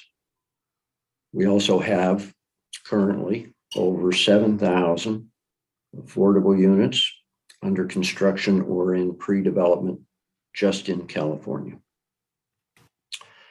Some significant misinformation has been circulated about the project. Here are some relevant facts. Related Santa Clara is a private development. The project does not receive any subsidy from the city of Santa Clara and does not receive any discounts on the fair market value of the lease. Also, Related is not seeking any exemptions from prevailing wage law and has never sought preferential treatment. The Painters Union District 16, based up in Livermore, has petitioned the DIR to wrongly classify Related Santa Clara's Public Works project. It simply is not. However, even though Related Santa Clara is not a public works project and thus prevailing wage law does not apply, the project will create up to 10,000 union jobs, equating to over $1 billion in union wages over the life of its construction. I would like to emphasize that in phase one alone, which is what we are concentrating on getting underway with very soon, more than $300 million in construction contracts have already been awarded to 100% union contractors. You have just heard from a number of our phase one union contractors. All told, Related Santa Clara will generate more than $126 million in annual revenues for the city of Santa Clara and many other local agencies and jurisdictions, while delivering hundreds of homes and creating a vibrant world-class destination next to your Levi Stadium. I appreciate the opportunity to provide you with this information and look forward to our continued collaboration. Thank you very much. Thank you, Steve. I don't see any other public members, so I'm going to go now back to the City Council. Councilmember Becker. Thank you, Mayor. So I think we've gotten a little off topic here, which is I think that this is a spin to basically turn the conversation into about the project. It's not a referendum. This is about the letter. It's not about the project. It's about the letter. We didn't even mention about it. At the same time, I heard the response about it's quibbling. This ain't quibbling. This is a letter that was made without the consent of this city council. At the same time, I heard comments mainly from, I think, a lot of specific campaign staff that we don't support a prevailing wage. We never said that up here. No one ever said that we don't support a prevailing wage. In fact, I support a prevailing wage because it is actually, it's, as many people said here, a prevailing wage is needed in this area because the rent is too darn high. The cost of living is too darn high. So I support workers. I just don't understand why that this letter was written without the consent of the council. Again, this is not about the project. This is about the letter, about going out of their way. And I had some questions that, while I was listening to a lot was going on. My questions are basically, why did the mayor, so if Related is union friendly, then why did the mayor feel it was necessary to write the letter? Second, can staff please read to me in the city charter section that says the mayor can send a letter to anyone on their own without checking with the council? And then also, can staff define how this project is not well, I think that was already answered, so never mind on that question. This is not a delaying tactic. This is actually transparency. There's no delay to the project. This is about asking questions about a letter that was written with our names on it. So, and it goes back to, I think Councilmember Jane might have said it, or Vice Mayor Jane, was about the Related company and, the politics and stuff like that. I'm a little concerned because if this was me doing something for somebody that benefited someone else and writing a letter to a governor, as I said, if the shoe was on the other foot, we would be here having the same discussion. So I feel that the biggest key word here is communication and transparency. And it's, I just feel that we should all be on the same page and we should have these kind of issues come before the council. That is my only real issue with this on top of, there is issues in the letter that I disagree with, but we can't get into that. But going back to the very beginning point of this, transparency, transparency, transparency, why were we not notified? And I think this does call for question for more policy at the governance and knowing about how we're going to move forward with these kind of things, because how many other letters are out there that we don't know about? City Attorney, I'll let you answer the question about that, and I'll reserve my comments till everyone's had a chance to talk. Sure, Go thank ahead. you. Councilmember Becker, I understand your question to be the authority or specific citation to her authority, and I want to make clear what I said earlier, which is that the mayor's powers in the charter are broad, and when we looked at this issue, we looked at 704.3, mayor's powers and duties, and the last sentence of subparagraph A or paragraph A says, quote, he, she may also, on his, her own account, inform the community on matters of policy or program which he, she believes the welfare of the community make necessary. I emphasize that part of the charter along with paragraph D under the same section, 704.3. Paragraph D states that the mayor's powers shall be exercised as may be prescribed by the city council, provided that they are not inconsistent with the charter. Okay, so there is no express charter provision that goes to that very question of whether the mayor can write a letter about a legal issue to the governor on letterhead without conferring with the council first. There's no specific policy on that. But the mayor's powers do enable, at least for us, her to write that letter consistent with the charter, which we read to be consistent with the charter. And the closest thing we can think of that might apply here in terms of how to kind of look at this question is the policy you have on legislative positions, which I think is at policy 052. So policy 052 speaks about actual legislation, like legislative positions. It does not talk about legal positions. It does not talk about a letter like this. So looking at that, policy 052 in conjunction with the charter provisions, the record that the council has laid out with respect to this development is what the mayor relied on to send the letter. So it's consistent with the charter and the legislative, that particular policy, the legislative policy as a corollary is not exactly on point. It's about legislation. So the flip side of it is in that policy 052, there is a provision to transmit copies of any correspondence to fellow council members. Okay, that's contemplated when you're talking about legislation. For a letter like this, which I've said before, it's not contemplated in a particular policy. So you have the charter, and you have the mayor's powers as read in the charter.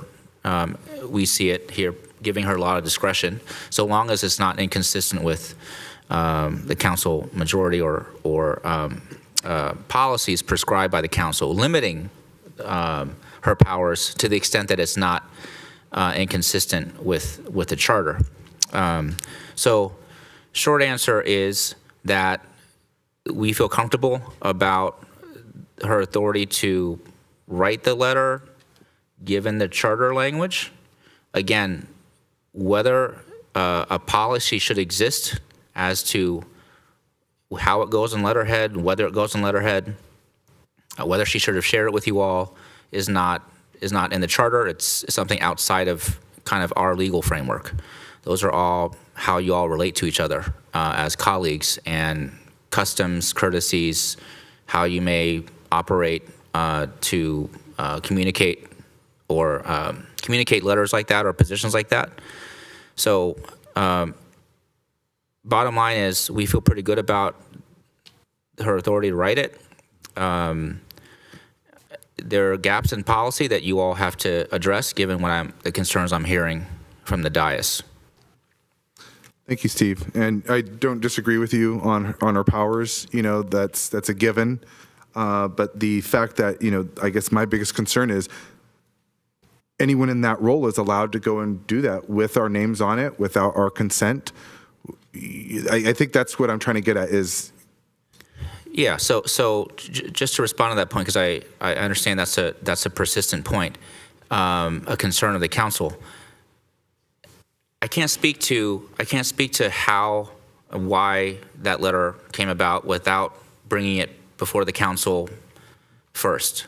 Vice Mayor Jane's point, I think, is well taken about bringing a 030 to get a position on it or a pulse on the council. That is not a legal question. It's a protocol issue and how you all handle matters like that. But the charter does not require that of her. She's not required to do that unless she can't do that unless there's a clear position or policy from the council that says otherwise, and there isn't one. Okay, that's why I believe that there should be a policy. That I know we've already been discussing that, because it comes down to, I think it's the common sense. I'm going to give you a heads up. I'm going to give you a courtesy notice. I'm going to loop you in because I know I would do. There's a thing, treat others as you want to be treated. I think I would do the same thing. I would be like, Mayor, would you like to be in on this letter? Is it okay if I put your name on there? So I think the policy is going to be the biggest factor moving forward, because, like you said, to fill that gap. Because again, I mean, we could have our names on letters that we don't agree with from here on out. And I think that is pretty inconsistent. But I do understand the policy. I do understand what you're getting at. Not debating you on that any which way, but I do feel that we do need a policy moving forward. Thank you. Councilmember Park. Yes, thank you.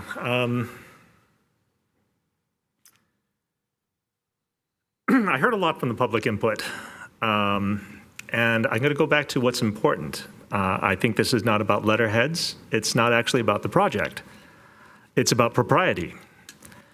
What do we want? I think I speak for the majority of the people here when I say we want the related project to be as successful as possible. I mean, we want that to be the case. But I also know that it's really difficult to focus on the what of this project without focusing on the how, especially if the how affects workers in our city and the area in general. I hear the unions who are getting paid prevailing wages by Related, and I'm very happy for that. But what about the workers who won't get prevailing wage? It sounds a lot like pulling up the ladder to me. And we need to do better than that if everyone in our area is going to be successful. Why stop at your union getting a prevailing wage? Why not advocate for peers in other areas? I mean, I don't understand why we're ignoring the people who are not being covered, the people who are being called out by the letter. I echo Councilmember Becker's question. Why was the letter even written if everyone is so happy and committed to prevailing wage? Doesn't make any sense to me. But if Related is trying to save money on the backs of the unions who live in our area, who live in our city, why would we support that? Like, why would we support that? And why would Related do that if they were just going to turn around and put any of the money that they saved by not paying prevailing wage back into independent expenditures for the person that sent the letter? I think that Vice Mayor Jane said it, not as forcefully as I would have liked, but it's really hard. I think that Related has tried to make it very clear that they don't want people to think that it was a quid pro quo. But it's really hard to see differently. I mean, it's hard to ignore the facts. That said, I think that the mayor is going to have her final word, but I would really like to get to the question at hand. Thank you. I believe there's a motion on the table. Thank you. Vice Mayor Jane? Yes. I know a number of unions spoke out about how many union jobs there will be in this. And then Osama Martel said, Related has committed to use union labor. And then Steve Eimer spoke, and he talked about phase one alone will be $300 million and 100% union contracts. My concern, what is the commitment to phases 2, 3, 4, and 5? I think that it's a little deceptive to say that this first phase is going to be 100% union and get all the unions on board to support it, but not have any commitment to the other phases. And then on the issue of residential units, only 10% will be affordable. I know at the time we hadn't had the Nexus study requiring that 15% of units be affordable, and I've been advocating for deeper levels of affordability, 5% at extremely low income, 5% at low income, and then 5% at moderate. But there's nothing like that in this because this was done before the Nexus study and the affordable housing policy. But it's admirable that they're doing 7,000 affordable units in California. We need them in Santa Clara. So I guess my question is, and I'm the chair of the governance committee, and we haven't met since I've been chair. So we should bring up these types of issues there, a matter of, when people can speak for the council, and there's lots of other issues that I have on my agenda for that committee. But I guess I'd like to ask the developer, what is the commitment for phases 2, 3, 4, and 5? Councilmember Chahal. Thank you, Mayor.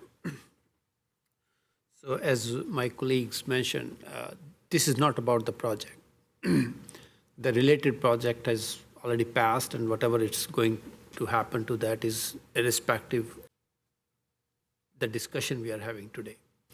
And nobody's asking for any study on related project over here. I know somebody mentioned that.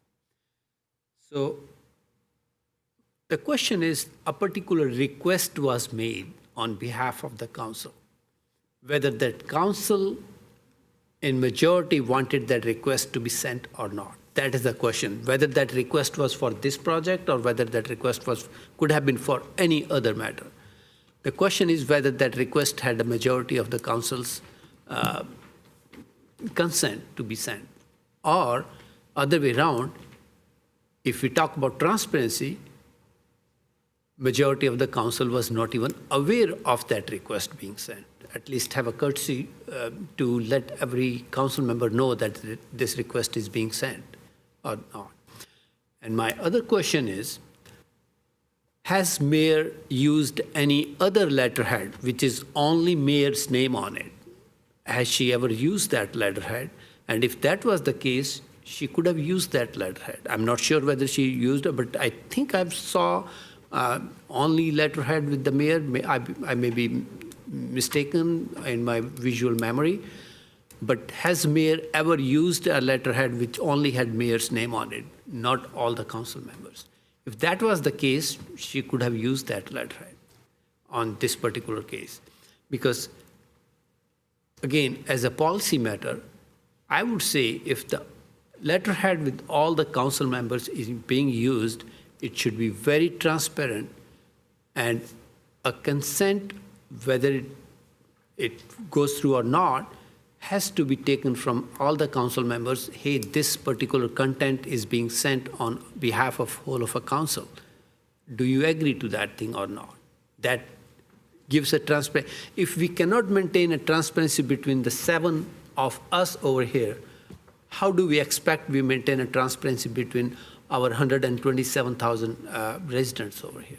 So that's a bigger question, and that's a question about the policy matter. Like, going forward, what policy matter changes we want to make under the governance committee that these things don't come as a surprise to any of other council members. And it can be a surprise to other council members other way around. So it should not be a surprise to any one of us, and it should be solved in the long run to solve this problem. Thank you. Okay, I don't see any other speakers. So I would like a chance to talk about this letter. I think that, first of all, the staff report was clear. As mayor, it was within my authority to support the project and urge a state agency to make a decision so that a major Santa Clara project wasn't delayed. And that was really the content of the letter, asking Governor Newsom if he could help us to urge the Department of Industrial Relations just to make a decision. And that's basically what the letter was about. Let us know whether or not they believe that this was a public works project or not. And again, that's all I wrote about. Haven't done anything different than any mayor hasn't done in the past. There's been many times that the staff has presented me with letters that meet our legislative positions on things that need signatures on, right away to send. And I've even written letters to support projects promoted by special interests that oppose me. For instance, I wrote a letter for the FIFA World Cup. I know Councilmember Hardy takes credit for her resolution, but I wrote a letter years ago to bring the World Cup to Santa Clara because that's what was in the council direction. I've worked on Super Bowl. I've worked on other things to bring things to Santa Clara, as long as it fits within the Santa Clara direction. Everything I do is passed by the city attorney's office and the city manager's office. Whether or not they send copies, I don't know. Letterhead, I don't think I have my own letterhead, and I think maybe now's the time that I will get my own letterhead, because it was me signing the letters, not council members are signing letters that go out. So I think the staff report was pretty clear on that. The related project is an important partnership with the city. It was unanimously approved by the City Council in 2016. I believe it was also approved by our Planning Commission at the same time. We talked about at the time that labor was important. Labor was going to be included. They were told under no uncertain terms that we wanted labor peace, that they were going to pay a prevailing wage on the property and living wage, because we wanted the beauty of that project is that we hire local so people can make a living. Our own Santa Clarans and those that work in the county and work in this area can make a living, and many could retire. It's like a 10 or 15-year project. Retire on that project, because it doesn't do us any good bringing in outside labor from other states and everything else. We need to support our own in Santa Clara. We said apprenticeship programs were important. Labor peace was important because we are a labor city. Santa Clara always has been a labor supported city, always, and I don't see that changing in the future. In fact, I wrote the letter just to get a decision from the DIR. That was all it was about. But I feel that on the project that brings so much promise to our city, because of the sheer amount of money that we own the property, and I'm proud to say we did not grant any developer concessions. We didn't lower our rent. We didn't give them concessions like other cities do.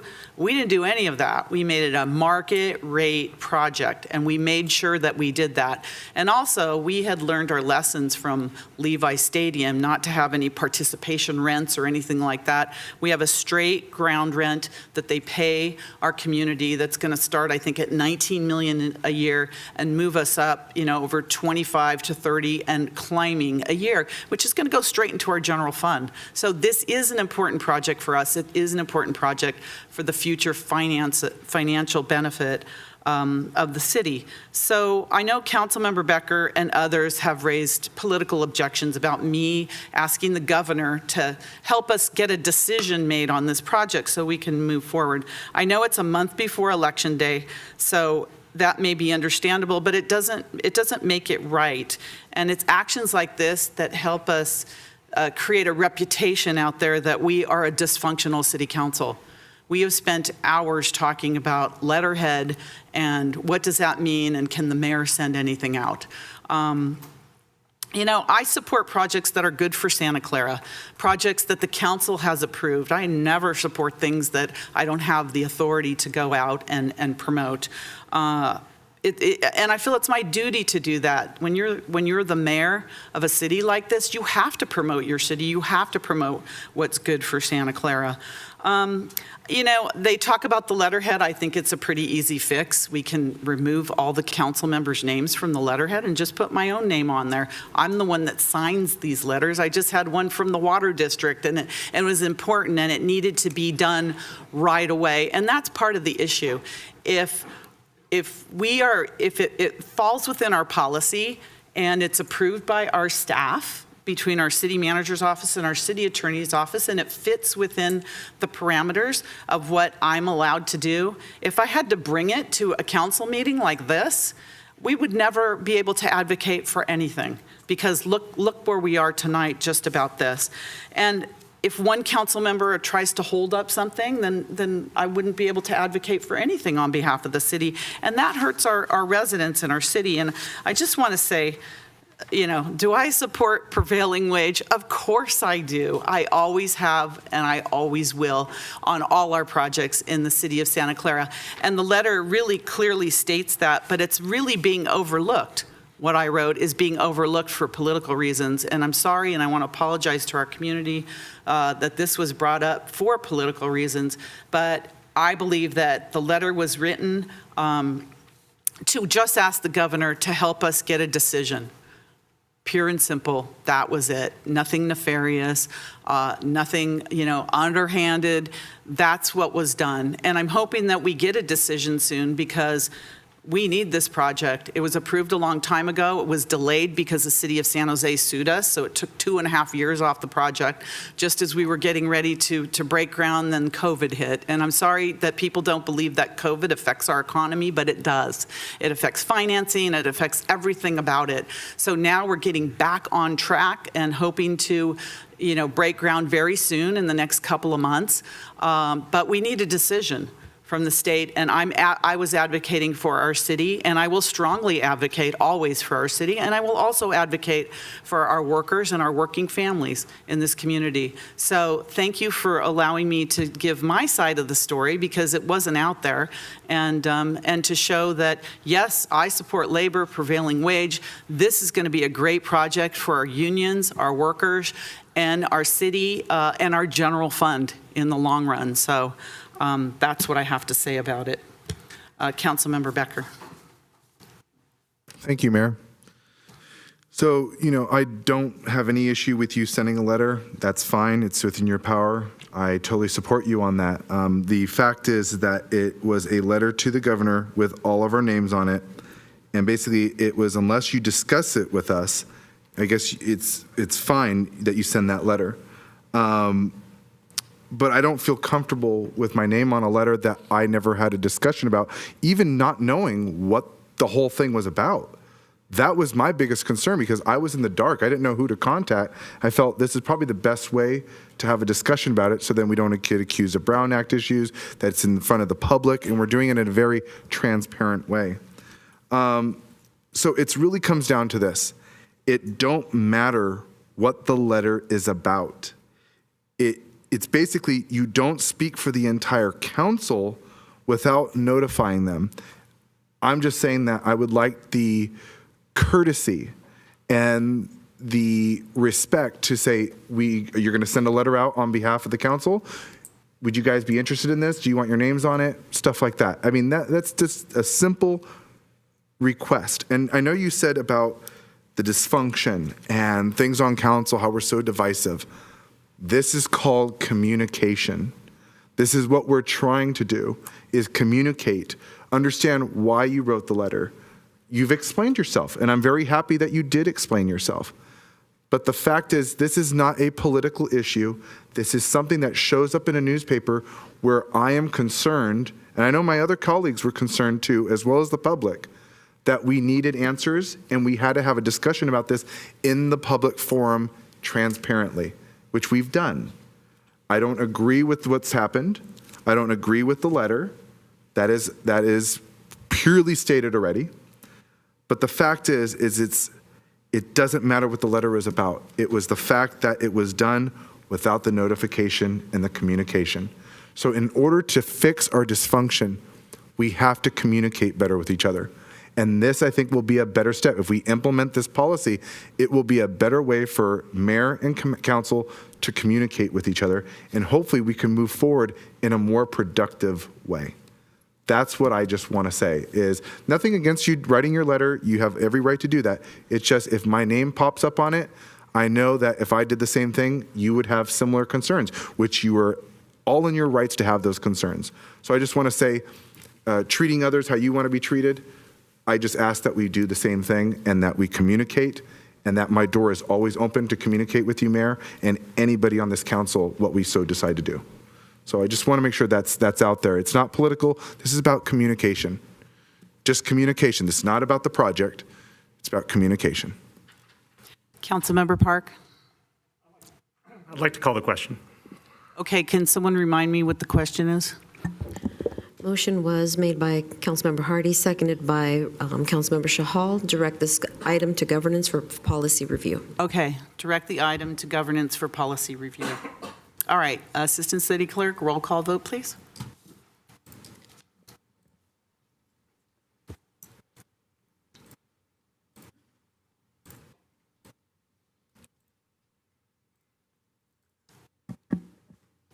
Councilmember Watanabe.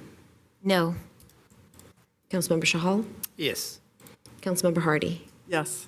Councilmember Park. Yes. Vice Mayor Jane. Yes. Councilmember Becker. Yes. Mayor Gilmore. Yes, and that passes 6-1. Thank you. Councilmember Park? I mean, I hear these talk about politics, and it's hard to avoid the look, which is it certainly looks like a request on behalf of an entity that has spent money in your support. I mean, it's just hard to overlook. I heard the short answer, though. The short answer is letter is legal given the limitations of the charter. Are we still talking about the issue we just voted on? City Attorney, is this, I don't know what this is about, but are we allowed to, we just voted on it. Yeah, but. Well, I think you're still, well, that particular motion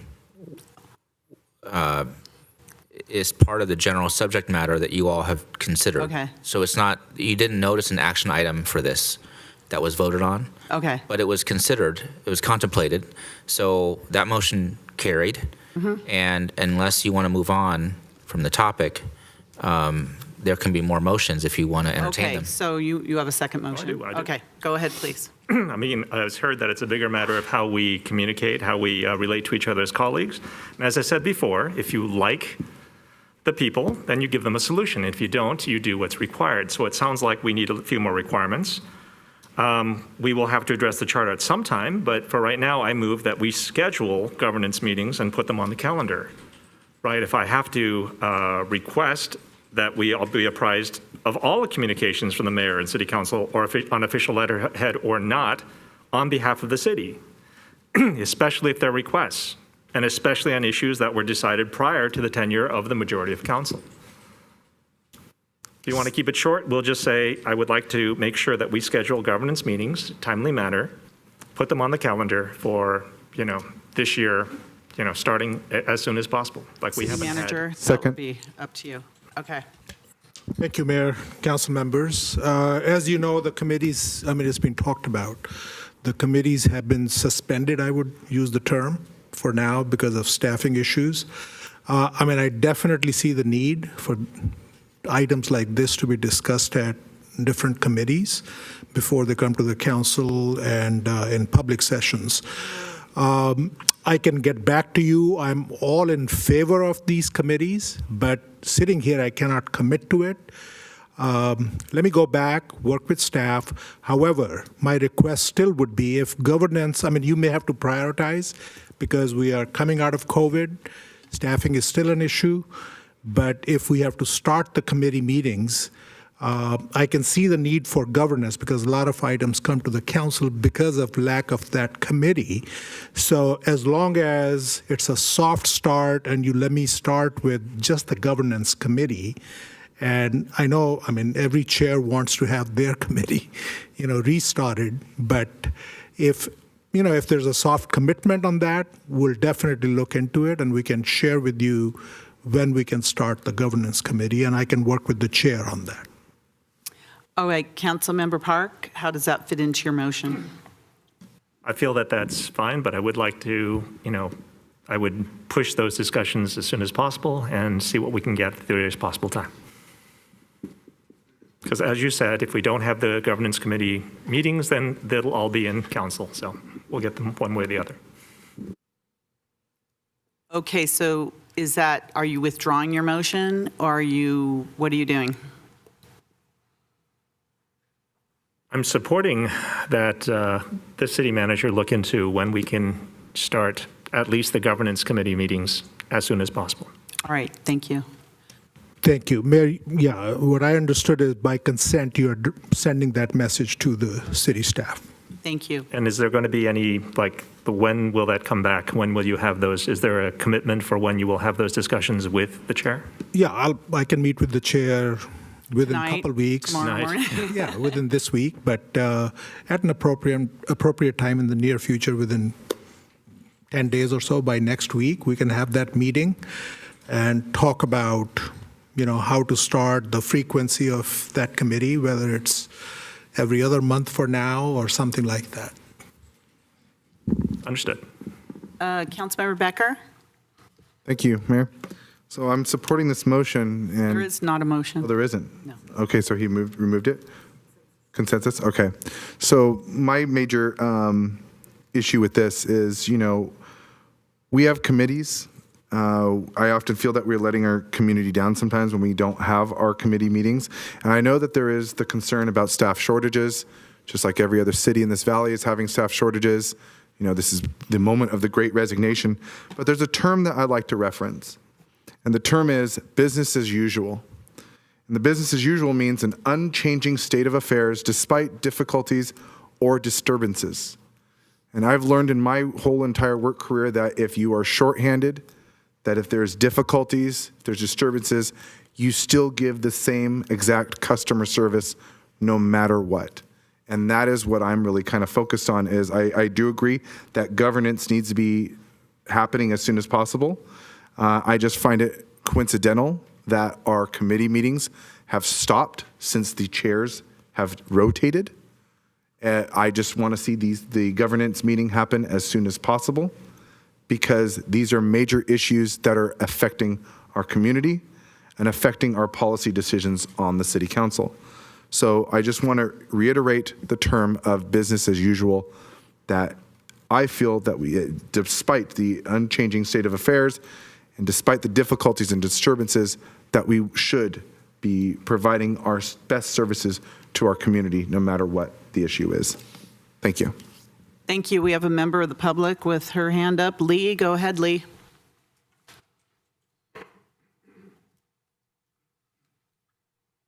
Mute. This is Lee Brofman, and I listened to all this, and I still think you haven't answered the question, are you against equitable wage laws? That seems to be, you came into this with a piece of paper, a letter by the mayor, and you didn't really concentrate on what it was that the letter asked for. And so it makes it sound like you're against it. And I don't think you answered the question by making this even worse. Okay, thank you. So we have city manager by consensus, your direction, instructions to re-agendize the committees. Well, one committee. Yeah, my request was to start with the governance. Start with governance. Yes, Okay. I'll meet Thank with you. the chair and come back to you with frequency of that committee. Thank you. So our next item is item number 5, action on a written petition, Council Policy 030, submitted by Teresa O'Neill, requesting to place an agenda item on a future council meeting for a public review of the settlement agreement and mutual release dated August 31st, 2022, between the City of Santa Clara, the Santa Clara Stadium Authority, and the 49er football team entities. Hello, welcome. Thank you. Thank you for hearing my petition related to the settlement agreement and mutual release dated August 30th between the City, Stadium Authority, and 49er entities. The foundation of our local governance in California is that the public's business must be done in public. The Brown Act, which defines some local governance processes, presumes that all public business will be done in meetings open to community members where they have the opportunity to participate. Closed session meetings are not mandated under certain conditions. Exceptions to allow closed session discussions are permitted in a few defined situations. I asked you in August to have a public discussion of a proposed settlement of litigation with the 49ers because the proposed details had been released by the 49ers to the media. The element of confidential negotiation was dissolved at that point. The public, and perhaps even members of the council, would have benefited from hearing the opinions and ideas of other Santa Clarans and understanding what the settlement means for Santa Clara now and going forward. You could have had that discussion and then chosen to deliberate in closed session if you felt that necessity. But there was no public discussion, and after your closed session deliberations, there has never been a public announcement of the vote of the City Council. As of today, there is no announcement on the city website, no copy of the signed agreement on the Stadium Authority web pages, no addition of any post-meeting material attached to the August 30th agenda. Once again, the 49ers' voice was what was heard, not the public's representatives. In September 2020, the City Council and Stadium Authority Board had the then city attorney and the then city manager give a complete report to the council, and equally important, the public, on the status and content of all pending litigation and disputes. A printed report was prepared along with material posted on Stadium Authority web pages. Those litigation and agreement pages have not been updated since then. Now that much of the litigation has been dismissed, please have a thorough update of why this settlement was done and the implications. I believe the public wants to hear why each of you supported or didn't support the settlement, and was there compelling legal and financial analysis that led each of you to your vote. I implore you on behalf of the community to schedule this public review and discussion as soon as possible. Thank you. Thank you. Thank you for that, Ms. O'Neill. Councilmember Watanabe. Thank you, Mayor. Yes, I'd like to go ahead and make a motion that former Councilmember O'Neill's request be put on a future council meeting agenda for a public review of the settlement agreement and mutual release. All right, I'll second that. Councilmember Becker. Thank you, Mayor. Maybe, Steve, can you answer this question for me? Because I heard it in Mrs. O'Neill's petition, which basically said that why wasn't it announced during the meeting of October, I think it was August 31st, right? Why wasn't it announced after the closed session when we came out here? I know you said there's a specific reason, and I wanted to make sure that our public understands that.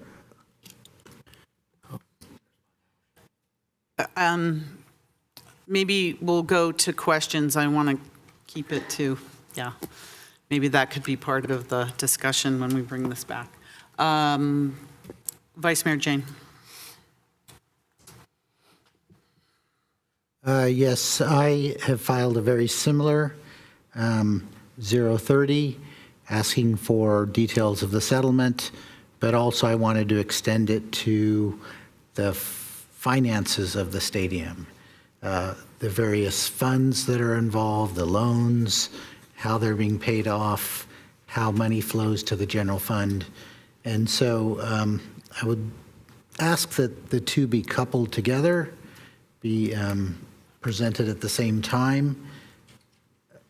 And I'm not sure, we'll have to ask staff, is when they'll have time to be able to put all that together. Thank you.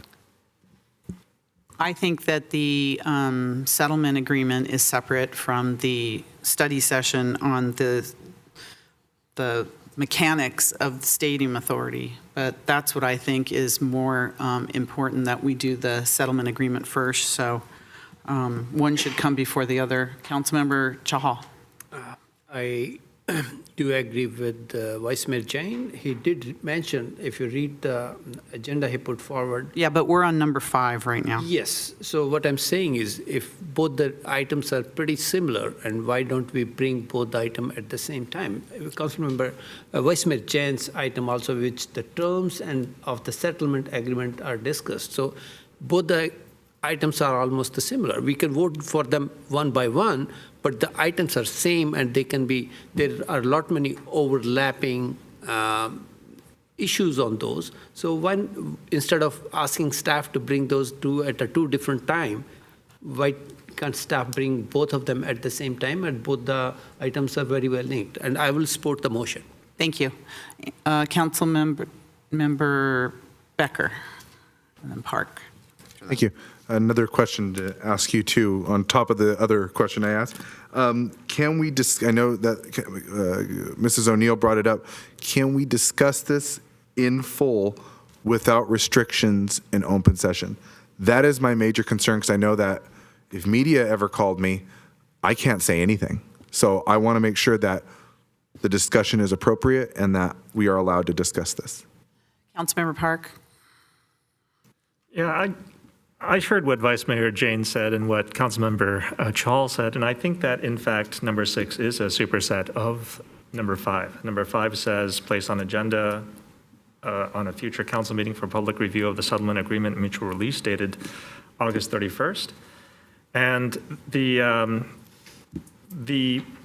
030 by Vice Mayor Jane requests to place an agenda at a future council meeting to set study briefing session for the public in which the terms of the settlement agreement are discussed, as well as presentation of sources of revenues, to include an explanation of the waterfall through which money flows, as well as the rate at which the various loans are being paid off. I believe that is a superset of the request. I think that if we're going to, approve one, if we approve both, I mean, we don't need two separate sessions, do we? I think that if we just approve number 6 should, with the agreement of the person that submitted number 5, should cover number 5 as well. It literally says that in the motion.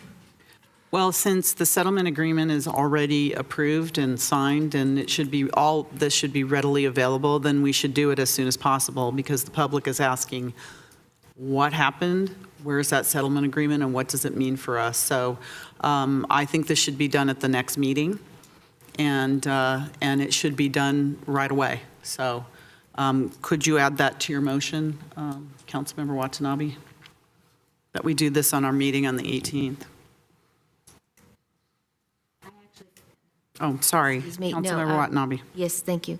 I actually feel that these are two different issues. One has to do with litigation, the other one has to do with finances.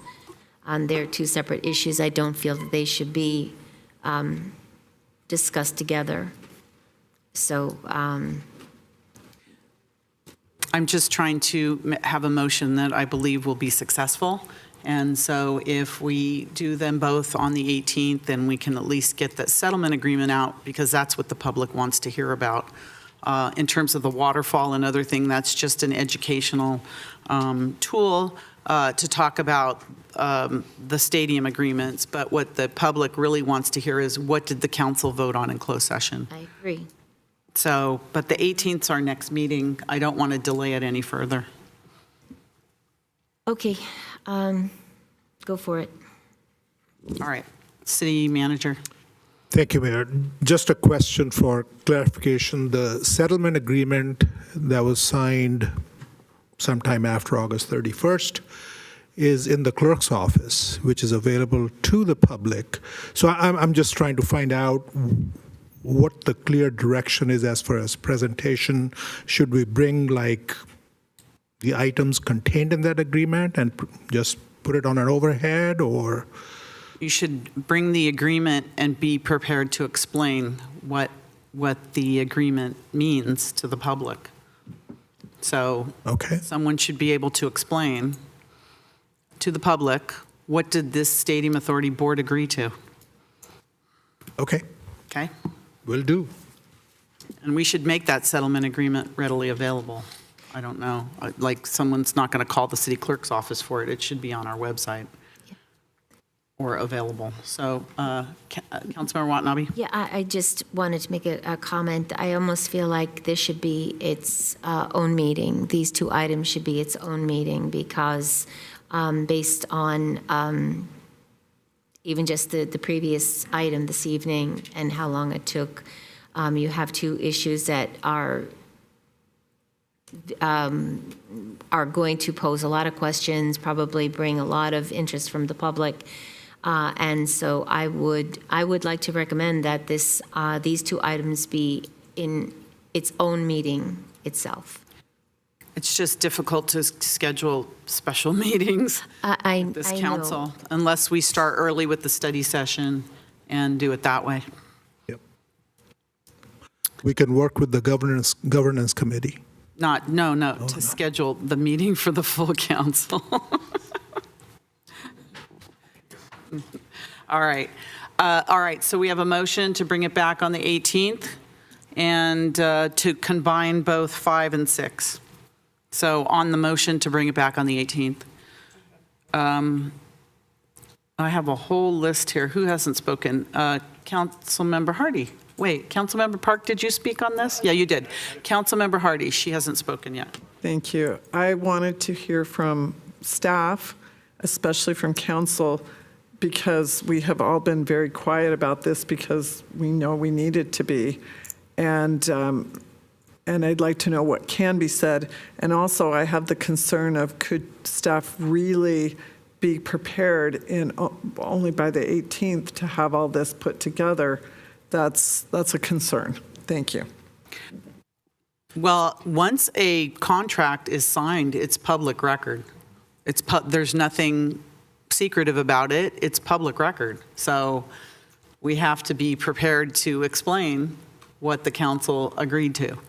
Right, City Attorney? That is correct, Mayor. So let me just offer You can answer Councilmember Becker's questions too. Okay. At the same time, if you don't mind. I think that Councilmember Hardy and Becker had the same second question. Councilmember Becker's second question was the same as Councilmember Hardy's question, which is what can we discuss? And I'll get to the first question of Councilmember Becker after that. So this is a public document. It's a public record. It's been disclosed. These are matters of public interest. So the council can comment, and it should feel free to comment on the substance of the agreement. These terms are being implemented by Stadium Authority staff, and it reflects a policy decision by the council. So there should be no concern about commenting on the agreement. What I caution you on going forward is the distinction between commenting on the public agreement that has been approved and commenting on what was deliberated or stated in closed session. You can comment on an agreement, which is public, without saying Councilmember X said this in closed session, or my attorney said this to us in closed session about why you should or should not support an agreement. So there's a very clear distinction. I don't want you, I would caution the council on that distinction. I think just responding to the petitioner's statements about the reason for or the purpose behind the 030, about analyses. So to the extent that the board considered any analyses, legal analyses, in its deliberation, my advice to you is to be mindful of disclosing any legal analyses that you might have been given, either in closed session or any time, because of my concern about waiver. And why that's a concern is because there are still 2 pending matters against the 49er entities that the Stadium Authority Board is still negotiating. And as I had advised, I think at the beginning of that closed session, in the open session before going into closed session, I assume we do not want to advantage the adverse party, in this case the 49er entities, by disclosing our attorney's advice or impressions about the strengths and weaknesses of our pending cases, and to some extent even the cases that have settled, because we don't want to advantage the adverse parties. So because there are still negotiations ongoing with the 49er entities on two very significant matters with a lot of financial implications there, that we be mindful of commenting on those matters because of just concerns about public statements being used against us in litigation by the 49ers entities, and of course, disclosing or discussing analyses which may advantage or could be used to the advantage of the 49er entities down the road. So I understand the importance of discussing this agreement. I understand that.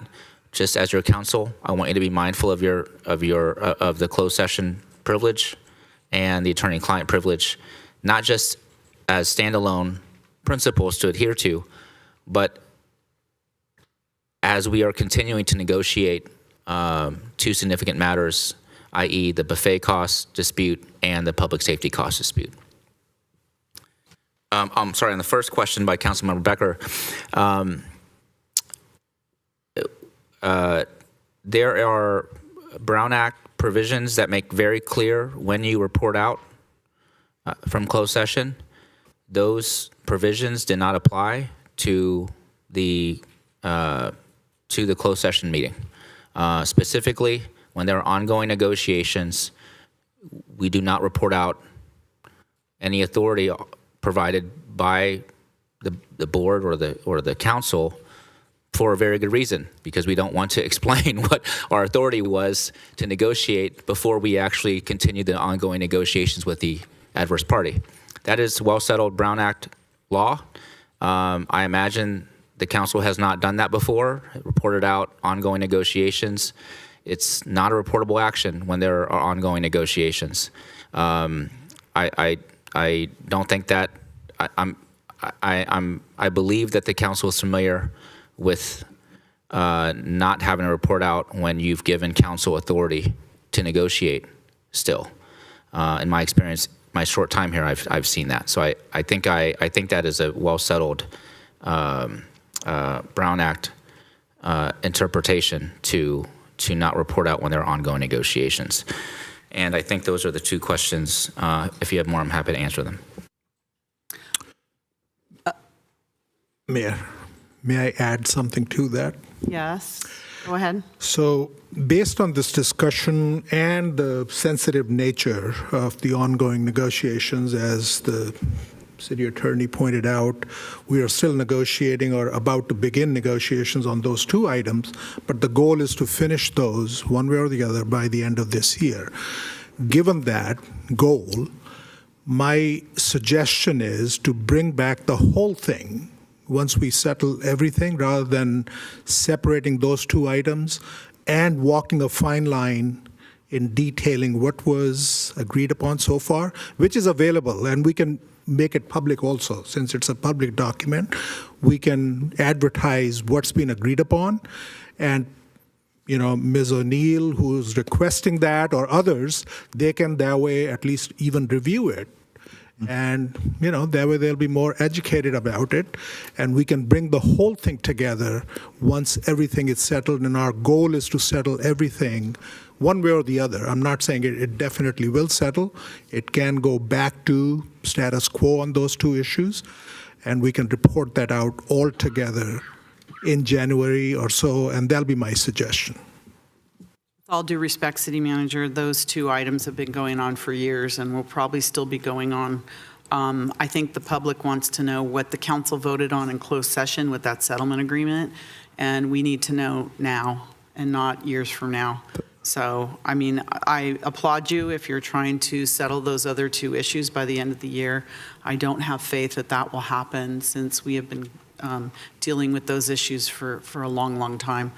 The settlement agreement has been agreed to by a majority of the council. It's been signed. It's somewhere in the city, hiding somewhere. I don't know where it is, but it's there. You did send us a copy of it, but it's not out to the public. And so I think we owe it to our public to explain what was agreed to and explain why.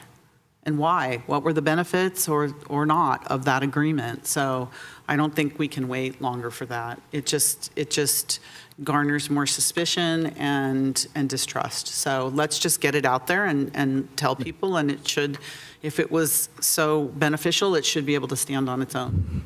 We'll do as you direct us to do, but Mayor, on the timing of it, I was just reminded on October 18th, we are talking about the first part of 1601 Civic Center Drive also, which could We're talking about the park part of the park, and which could generate a lot of discussion. So I think this, if you want us to come back on just that agreement, maybe that's a separate study session type of thing, and we can look for I don't want it to be indefinite. We need to do this. Yeah, So we'll let's just look start for- early on the 18th, or worst case, the following meeting. Just to clarify the motion, I think Councilmember Watanabe said that she wanted a special meeting for this, or the 18th, or was it the 18th? It was the 18th, okay. Yeah. So it's either the 18th or the meeting right after that, which is what? The 1st, right? If Civic Center's on the 18th and then the 1st, is that okay with the maker of the motion? Okay. 18th or the 1st, whichever one. So it'll probably end up being the 1st, whichever one makes more sense. Okay, and that's for both combined. All right, I'm going to go to the public and then go back to the council because everyone's spoken already. Deborah, go ahead, Deborah.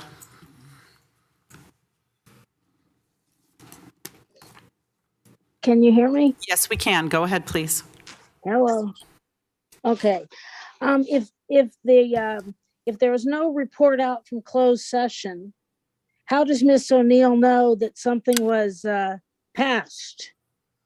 There's a couple people on this council that seem to have a bad habit of violating very strict laws about closed sessions and flapping jaws when they shouldn't be, and perhaps that needs to be elevated to greater authorities to make sure that proper punishment is put in place. But how does she know anything about it if it wasn't reported out? I'd like to hear that answer.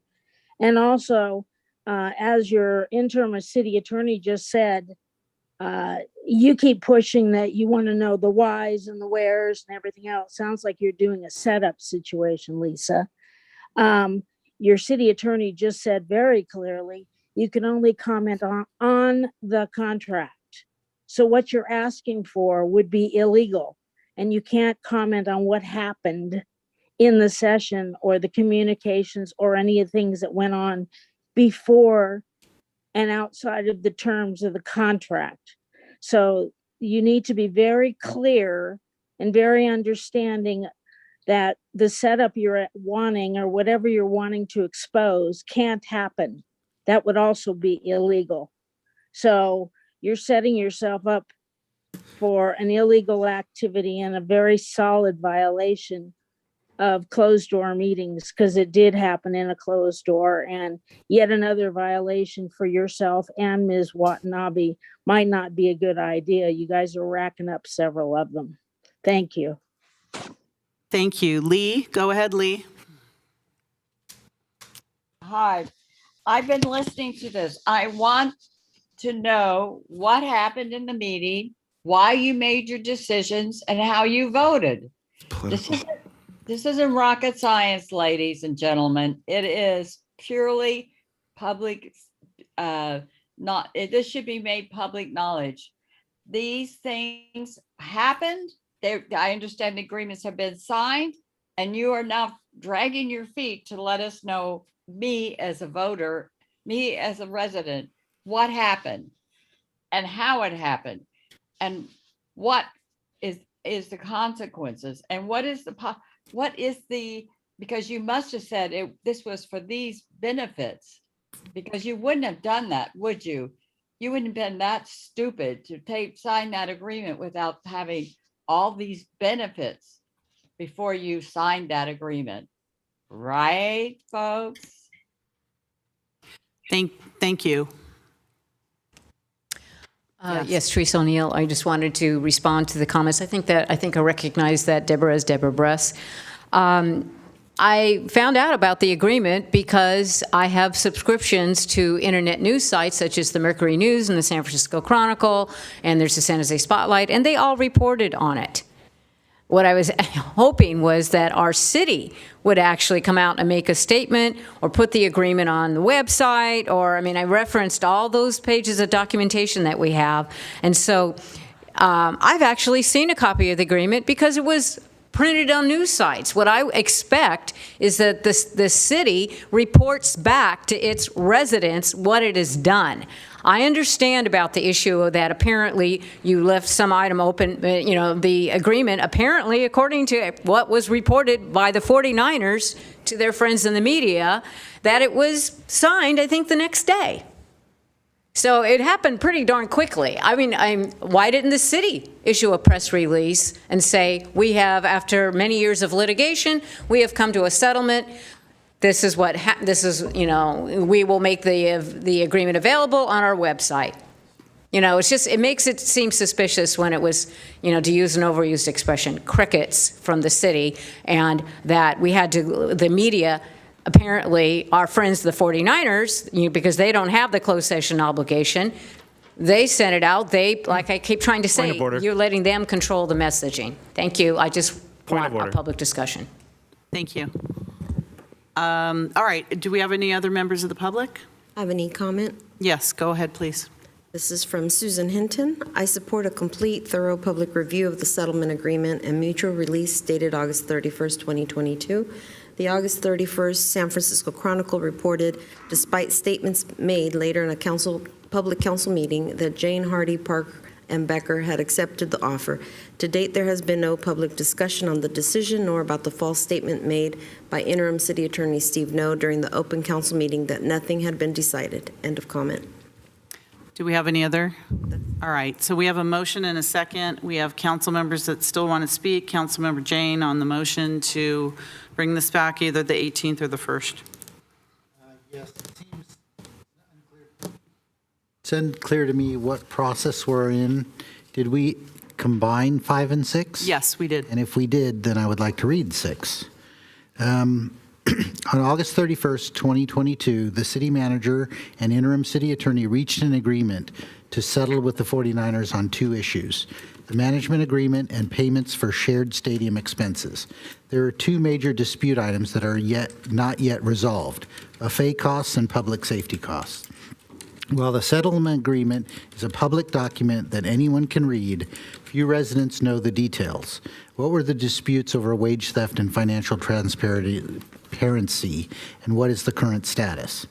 I am requesting a study session/briefing session for the public in which the terms of the settlement agreement are discussed, as well as a presentation of sources of revenue, land lease, rent, naming rights, ticket surcharges for NFL and non-NFL events, parking, concessions, SBL sales, etc., as well as the discussion as how the money is spent, operating expenses, public safety, capital expense reserves, Term A mortgage, Manco subloan, demolition reserve, bank loan, operating reserves, discretionary fund, general fund. I would like an explanation of the waterfall through which money flows, as well as the rate at which various loans are being paid off. I'm not looking for a super detailed explanation of every penny, but generally where the money comes from and how it gets to the general fund. So I know that's asking a lot to explain, but I think explaining that will perhaps allow the public to better understand what was in the settlement agreement. I had a community meeting, and members who attended said that they didn't know anything about the settlement agreement. I explained it to them, and then I asked for a copy, and I sent it to them. I believe every council member has a copy of that agreement and could have sent it to anybody who was interested, because it is filed with the clerk's office. It's a public record. So I would like, as part of any agreement, for the city to put on its website within a week a copy of the settlement agreement. A whole week? We can do it tomorrow. So That should be easy enough. All right. I just want to make sure when we do have our meeting that we start with the settlement agreement and then go into all those other things. But the settlement agreement has to come first. Councilmember Becker? Thank you, Mayor. So first off, I got to say that I feel this is very highly political. We should be reviewing this. That is why, there are individuals that do not know that what happened on this council in closed session. They left their duties because of that reason. So they don't know what really happened. As our city attorney said, we can't get into the details of that. So because of those reasons, and because I see that it's kind of a balancing act, and it's a very delicate situation, so I'm going to make a substitute motion. And my substitute motion is that we have a full study session in the future following all litigation in all cases, if they do settle any litigation, that we have this in the future. And that the full report will be made by then. And at the same time, that as soon as possible, we put the agreement on the website for people to read or print it if we have to. That is my motion. I'll second that. So your motion is to not bring the settlement agreement back to the public on the 18th or the 1st? No, Mayor, so my motion is to put the settlement agreement out for the public to read so the public has access to it. Because one thing that I'm really concerned about is that when the day after the settlement, when our city attorney, Mr. No, sent all of us the settlement agreement for us to review and read, within 10 minutes of me getting that settlement agreement, I answered the phone from a 415 number thinking it was our city attorney, when in fact it was from the San Francisco Chronicle, Lance Williams, asking me as he reads a copy of the settlement agreement. And I asked it, my major question was, how did you get a settlement agreement before I even had a chance to read it? So that concerns me, that there is leaks going on, that there's information being given to specific individuals, and I feel that this is a political move to create a trap. So my theory is we have a delicate situation right now, which is we still have issues going on that we don't know what the determination is. And until that happens, we should have a full report then and a study session once that happens. And I'm not saying that we don't want people to read it. Let's put it on the website. Let's be transparent and show people what happened. But in the meantime, we should have a discussion about this until all litigation is done, because frankly, I do not want to get our city in more litigation. This is what we're trying to stop. So that is my motion. So this motion could possibly take years for us to get a study session, because we've been discussing those other two items and that litigation for years. Okay. And so we're not going to be able to explain to the public why this city council approved a settlement agreement and explain to them, not just put it on the city website, that's a good start, but explain to the community why this council supported it. We're going to have to wait possibly months or years to do that? Is that what you're proposing? So Mayor, please don't spin the words, please. Let's focus on the fact at hand, is that this is litigation. We do not want to have any more correspondence or discussions that may affect anything moving forward.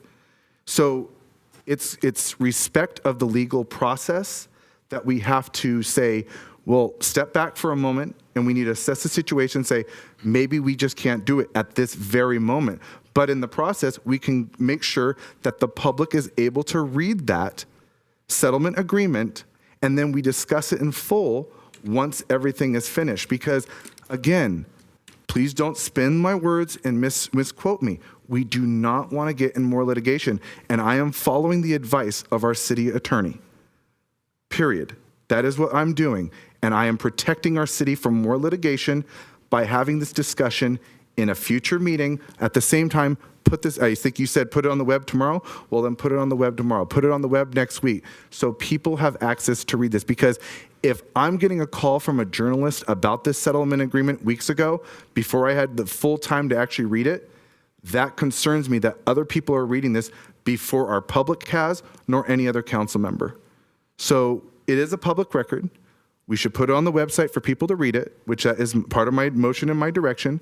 At the same time, we should be having this discussion in the future once everything is resolved, because again, We don't want to say something that's going to contradict us and dig us a deeper hole. We do not want to dig deeper holes. We do not want to give sweetheart deals to litigation anymore. We want to focus on the matter at hand, which is, let's have this discussion at a future date when everything is done, because that's where we can be transparent. But in the meantime, let's put it on the website. Let's be as open as possible and let the public read what happened. So, Thank you. Councilmember Becker, I just want to verify something. You just said that you had a call from a reporter before you had a chance to read the settlement agreement, but you and 3 other members of the council agreed on the settlement agreement. Are you saying you agreed on it before you had a chance to read it? No, Mayor, you're mixing my words up again, and you're also getting into the details of closed session. Again, the fact is that when reviewing this settlement agreement, I receive a phone call not even 10 minutes after the email was sent. So that means it was actually sent to the media by one of us 7, and I sure know it wasn't me. I know that 2 individuals were missing from the meeting, so I don't know if that has any correlation or connection, but all I do know is that please don't spin my words. Please don't misinform the public that we are trying to do this a transparent way by also protecting ourselves. As I said, it's a very delicate situation, and it's a balancing act. So I'm not trying to make anything or hide anything. We are trying to do this at the right time in the public, but in the meantime, put it on the website so people can read the agreement. Because I just said, and don't spin my words again, I got the settlement agreement, I was trying to read it, to review it, and then I get a call from the Lance Williams from the San Francisco Chronicle saying he just got his hands on a copy of the settlement agreement and he's reading it right now and wants to know how I feel about it. It's pretty sad when I'm getting a call from a reporter before I even had a chance to finish reading it.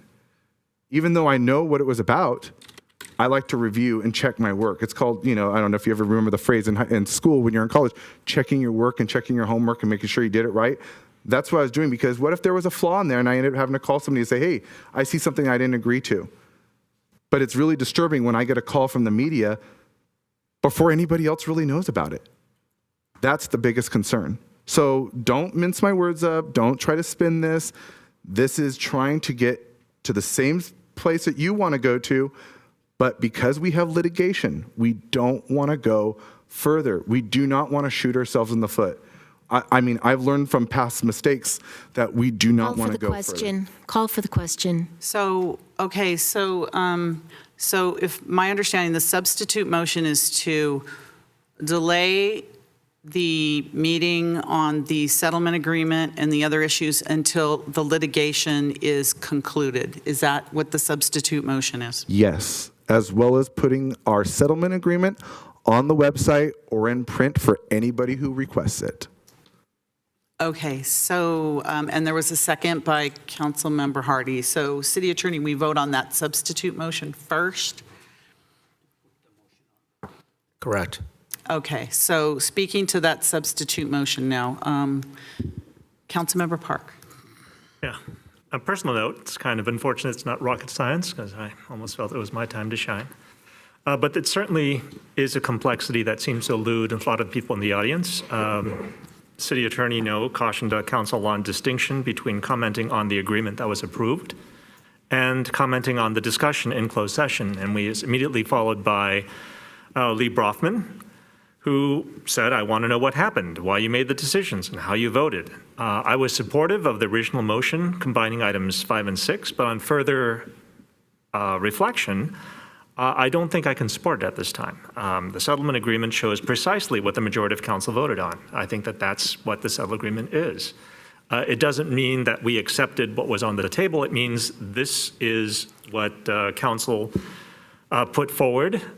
They could have countered. There's lots of ways they can do it. I don't understand why somebody who is on council for many, many, many years could not see alternatives on what could happen. The settlement, again, is publicly available. I think that I have no problem with making it more accessible. But discussions of how and why we came to conclusions could greatly impact further negotiations. I think that's the issue. And it's true that the 49ers did, release some of the material to the public via the media.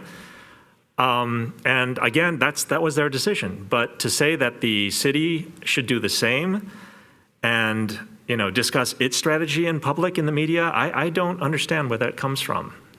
It doesn't make any sense. There are still 2 pending matters that the board is still negotiating, and we may want to employ similar strategies because, or thinking. And I think that to have a discussion of like what the agreement is, that's fine. But to have the discussions that I think everyone seems to want the discussion of the settlement agreement to devolve into, which is, why did you do this? Who voted for this? That's not what I was thinking when I was looking at these submissions. And I think that the safest way to proceed is to make the settlement agreement available. If people have questions about the actual agreement itself, they can ask questions about the agreement, but to not have discussions about how and why or anything else until after all the negotiations are complete. And to be honest, I think for some enterprising council person here, maybe they could say in a future date, by the book. Thank you. Vice Mayor Jane. I have a friendly amendment to the substitute motion that we do put a time limit on it, say January 31st, so that it doesn't continue on forever. I will accept that, January 31st. So you're saying litigation will be completed by January 31st? Because your motion I says think the city manager. that you want everything settled before you have this. So is that what you're saying then? It would be either at the time of settlement, let's say we did it in November, then we would release it then. But it would be the time of settlement or no later than January 31st. So that assumes you settled prior to January 31st? No, it doesn't. So Councilmember Jane, I do like your idea, but because we're going to be accused of things and it's going to end up in probably a blog tomorrow morning, I'm going to say that I'm not going to accept that because I don't want to put a time limit on it because then we're basically going to be accused that we're trying to rush something by a specific date. And I don't want to do that. And I don't want to get you and any others on this council accused of that. So I feel that it is an acceptable date, but as the mayor already stated, that she's turned it political in this moment. And I don't think we can afford that. And I think we should have the discussion once it all happens and once it's all over, because who knows, we may not even want to settle. I mean, that's what I'm just saying.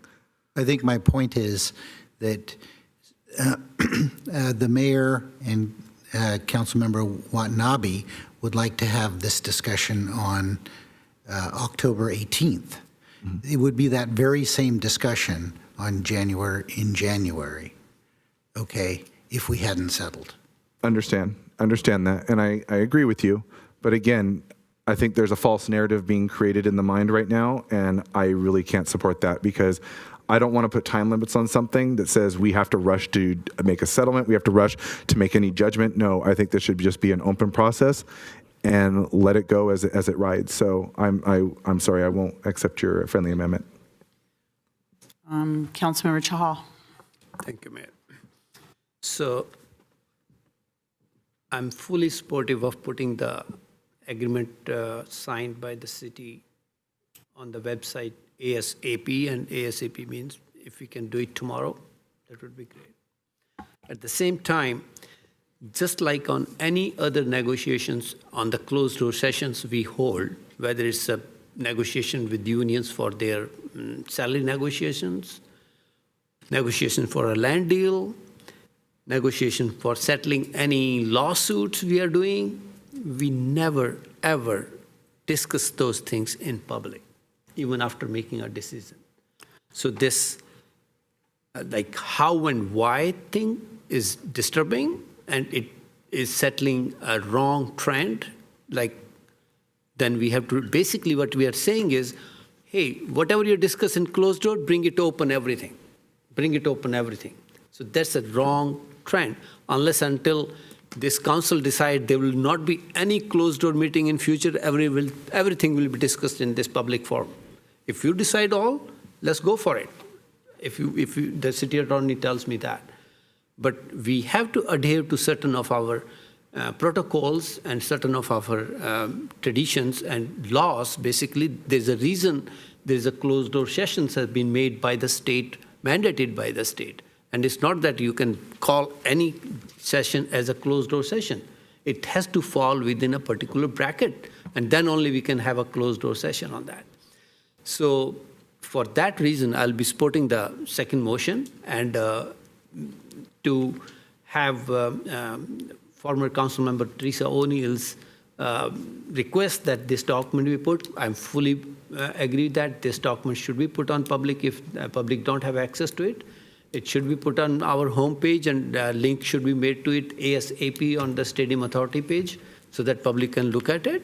And if they have a question, they can ask the staff if there are some related issues with that document or that settlement is there. Staff is, I think, probably will be more than willing to answer any of those questions. But if we want to how and why, what was discussed, what was discussed, how was this came into conclusion, that's something sending a wrong trend and basically violating the closed door session oath we are all taking for this office. Thank you.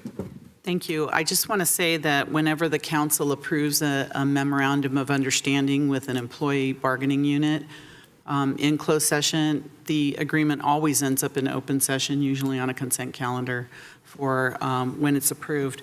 The council or the Stadium Authority Board, and there were only 4 members in there that voted for it, so it needed at least 4 people to approve it. So you can just gather that the 4 that were in there were the 4 that approved it.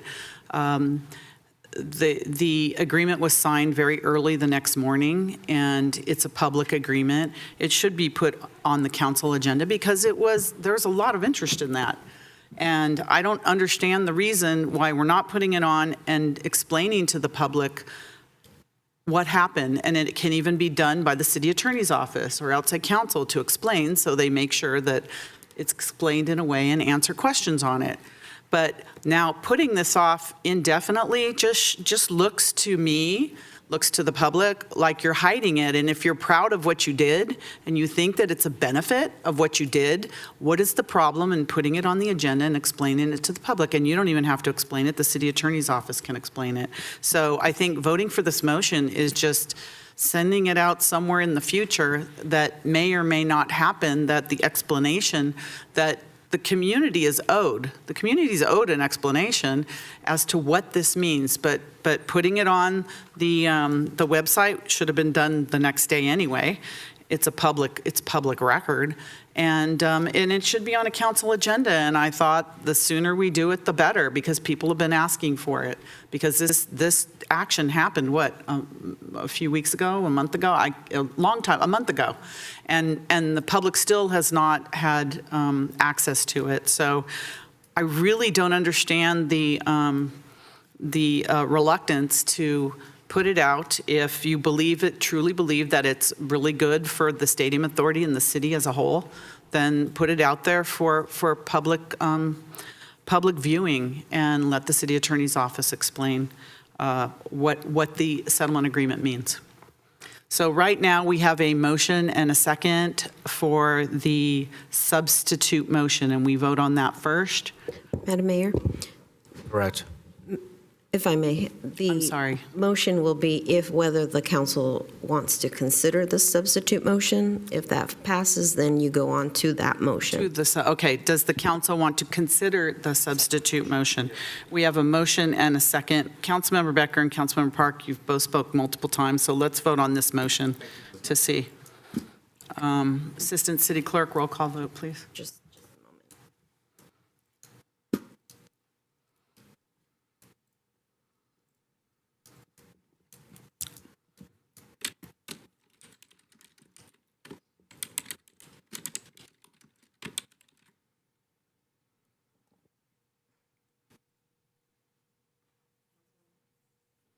Councilmember Watanabe? No. Councilmember Shahal? Yes. Councilmember Hardy? Yes. Councilmember Park? Yes.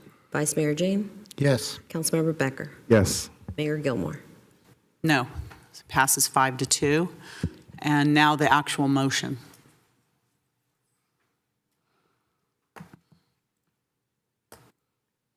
And the motion is to, Substitute motion is to make the settlement agreement accessible on the website for the public and schedule a study session in the future following completion of any pending litigation.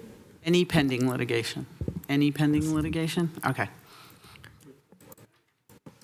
The 49ers, yeah, so we specifically mentioned that name.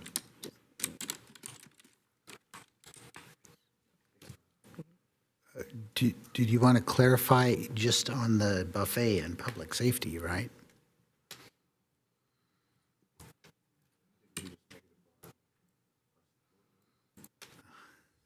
I'm sorry, can I hear the motion again?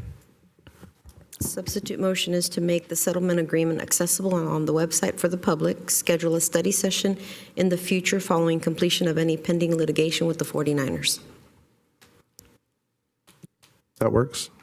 I think that's pretty, is that fair, City Attorney? I think based on my counsel to the mayor and council tonight, Vice Mayor Jane's suggestion to limit it or be specific as to the buffet costs and public safety cost litigation would be more appropriate. That's fine. If that We is could the will of the include that. majority. The second concurs.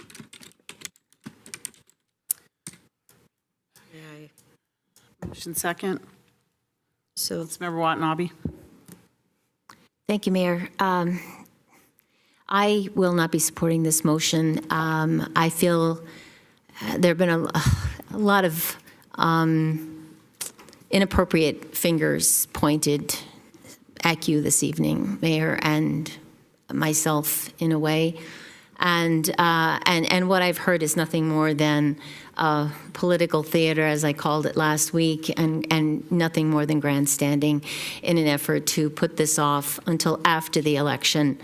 And that's what I'm going to call it as being. This is nothing more than an effort to put these important items that the public has asked for, to put it off as long as possible so that nobody has to disclose where or how the positions they took on the settlement agreement.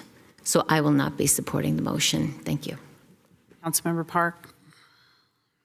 Yeah, so I think the city attorney did, in fact, statewide discussions like the ones the public is asking for could be detrimental to the city when there's ongoing litigation. I believe that it's very clear. It's confusing why people who have been part of litigation discussions, especially in closed session, would think otherwise. It's also a little sad that, again, we've devolved into basically pointing fingers and saying, well, oh, you want to do this, you want to do this. No, I don't think that's what it is. I think that people need to be very clear, which is there is pending litigation.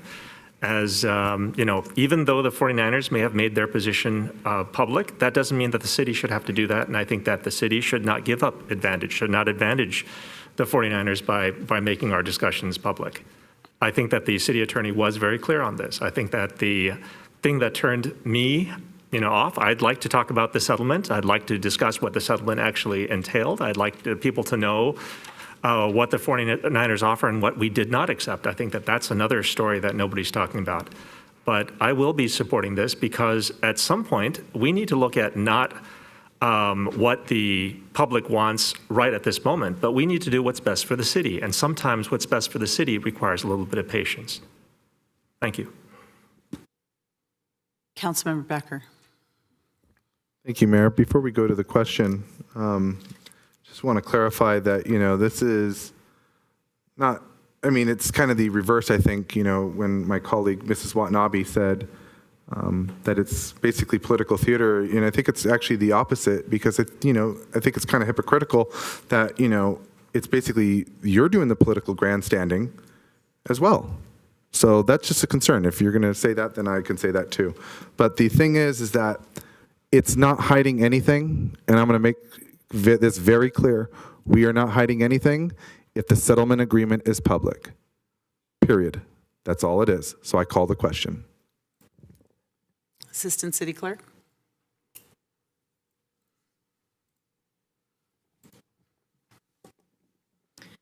Councilmember Watanabe. No.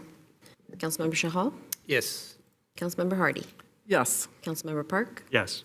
Vice Mayor Jane. Yes. Councilmember Becker. Yes. Mayor Gilmore. No, and that passes 5-2. And, yeah, so that's it. Put off indefinitely. All right, reports of members and special committees. I just wanted to say we had a really excellent Parade of Champions. It was really fun on Saturday, and the community really enjoyed it. And I want to thank the Parade of Champions volunteers and everyone who volunteered on that. It took really a village to put that on, and it was really a wonderful unifier for our community and something we really needed, and people really enjoyed it. So thank you so much, and we'll have them in sometime shortly to honor the committee that put on the parade, because it was fantastic. Okay, Councilmember Becker. Thank you, Mayor. I was going to say the exact same thing. We had an excellent time at the Parade of Champions.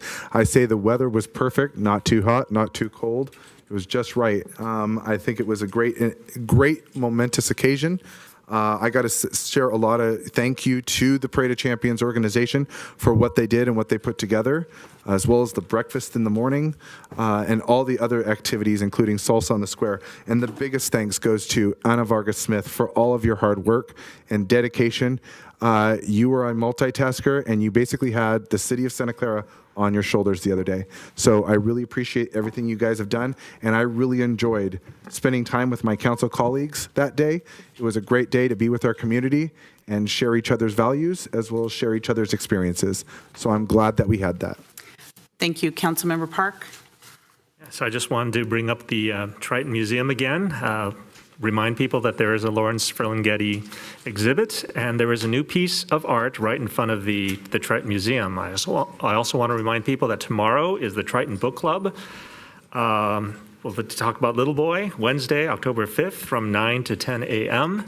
And this Saturday will be the Poetry Picnic, both at the Triton Museum from 12 noon to 2 p.m. And I'd like people to go down to the Triton Museum. It's free. It's like people to enjoy themselves and peruse the art at their own pace. Thank you.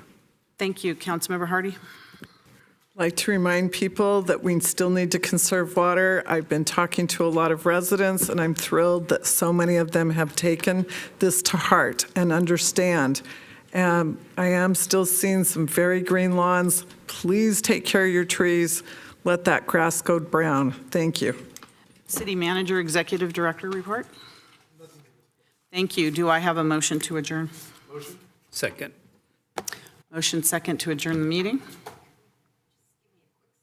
You're not as fast as we can talk, Nora. Oh my gosh, you've only been going 16 hours straight. So thank you. We appreciate all that you do, and especially trying to keep up with us. Thank you, Nora.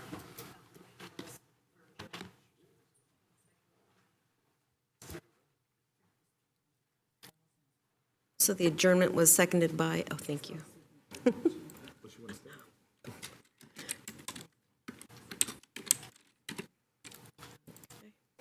Councilmember Watanabe. Yes. Councilmember Shahal. Yes. Councilmember Hardy. Yes. Councilmember Park. Yes. Vice Mayor Jane. Councilmember Becker. Yes. Mayor Gilmore. Yes, and that passes unanimously, and this meeting is adjourned. Thank you, everyone. Have a good evening.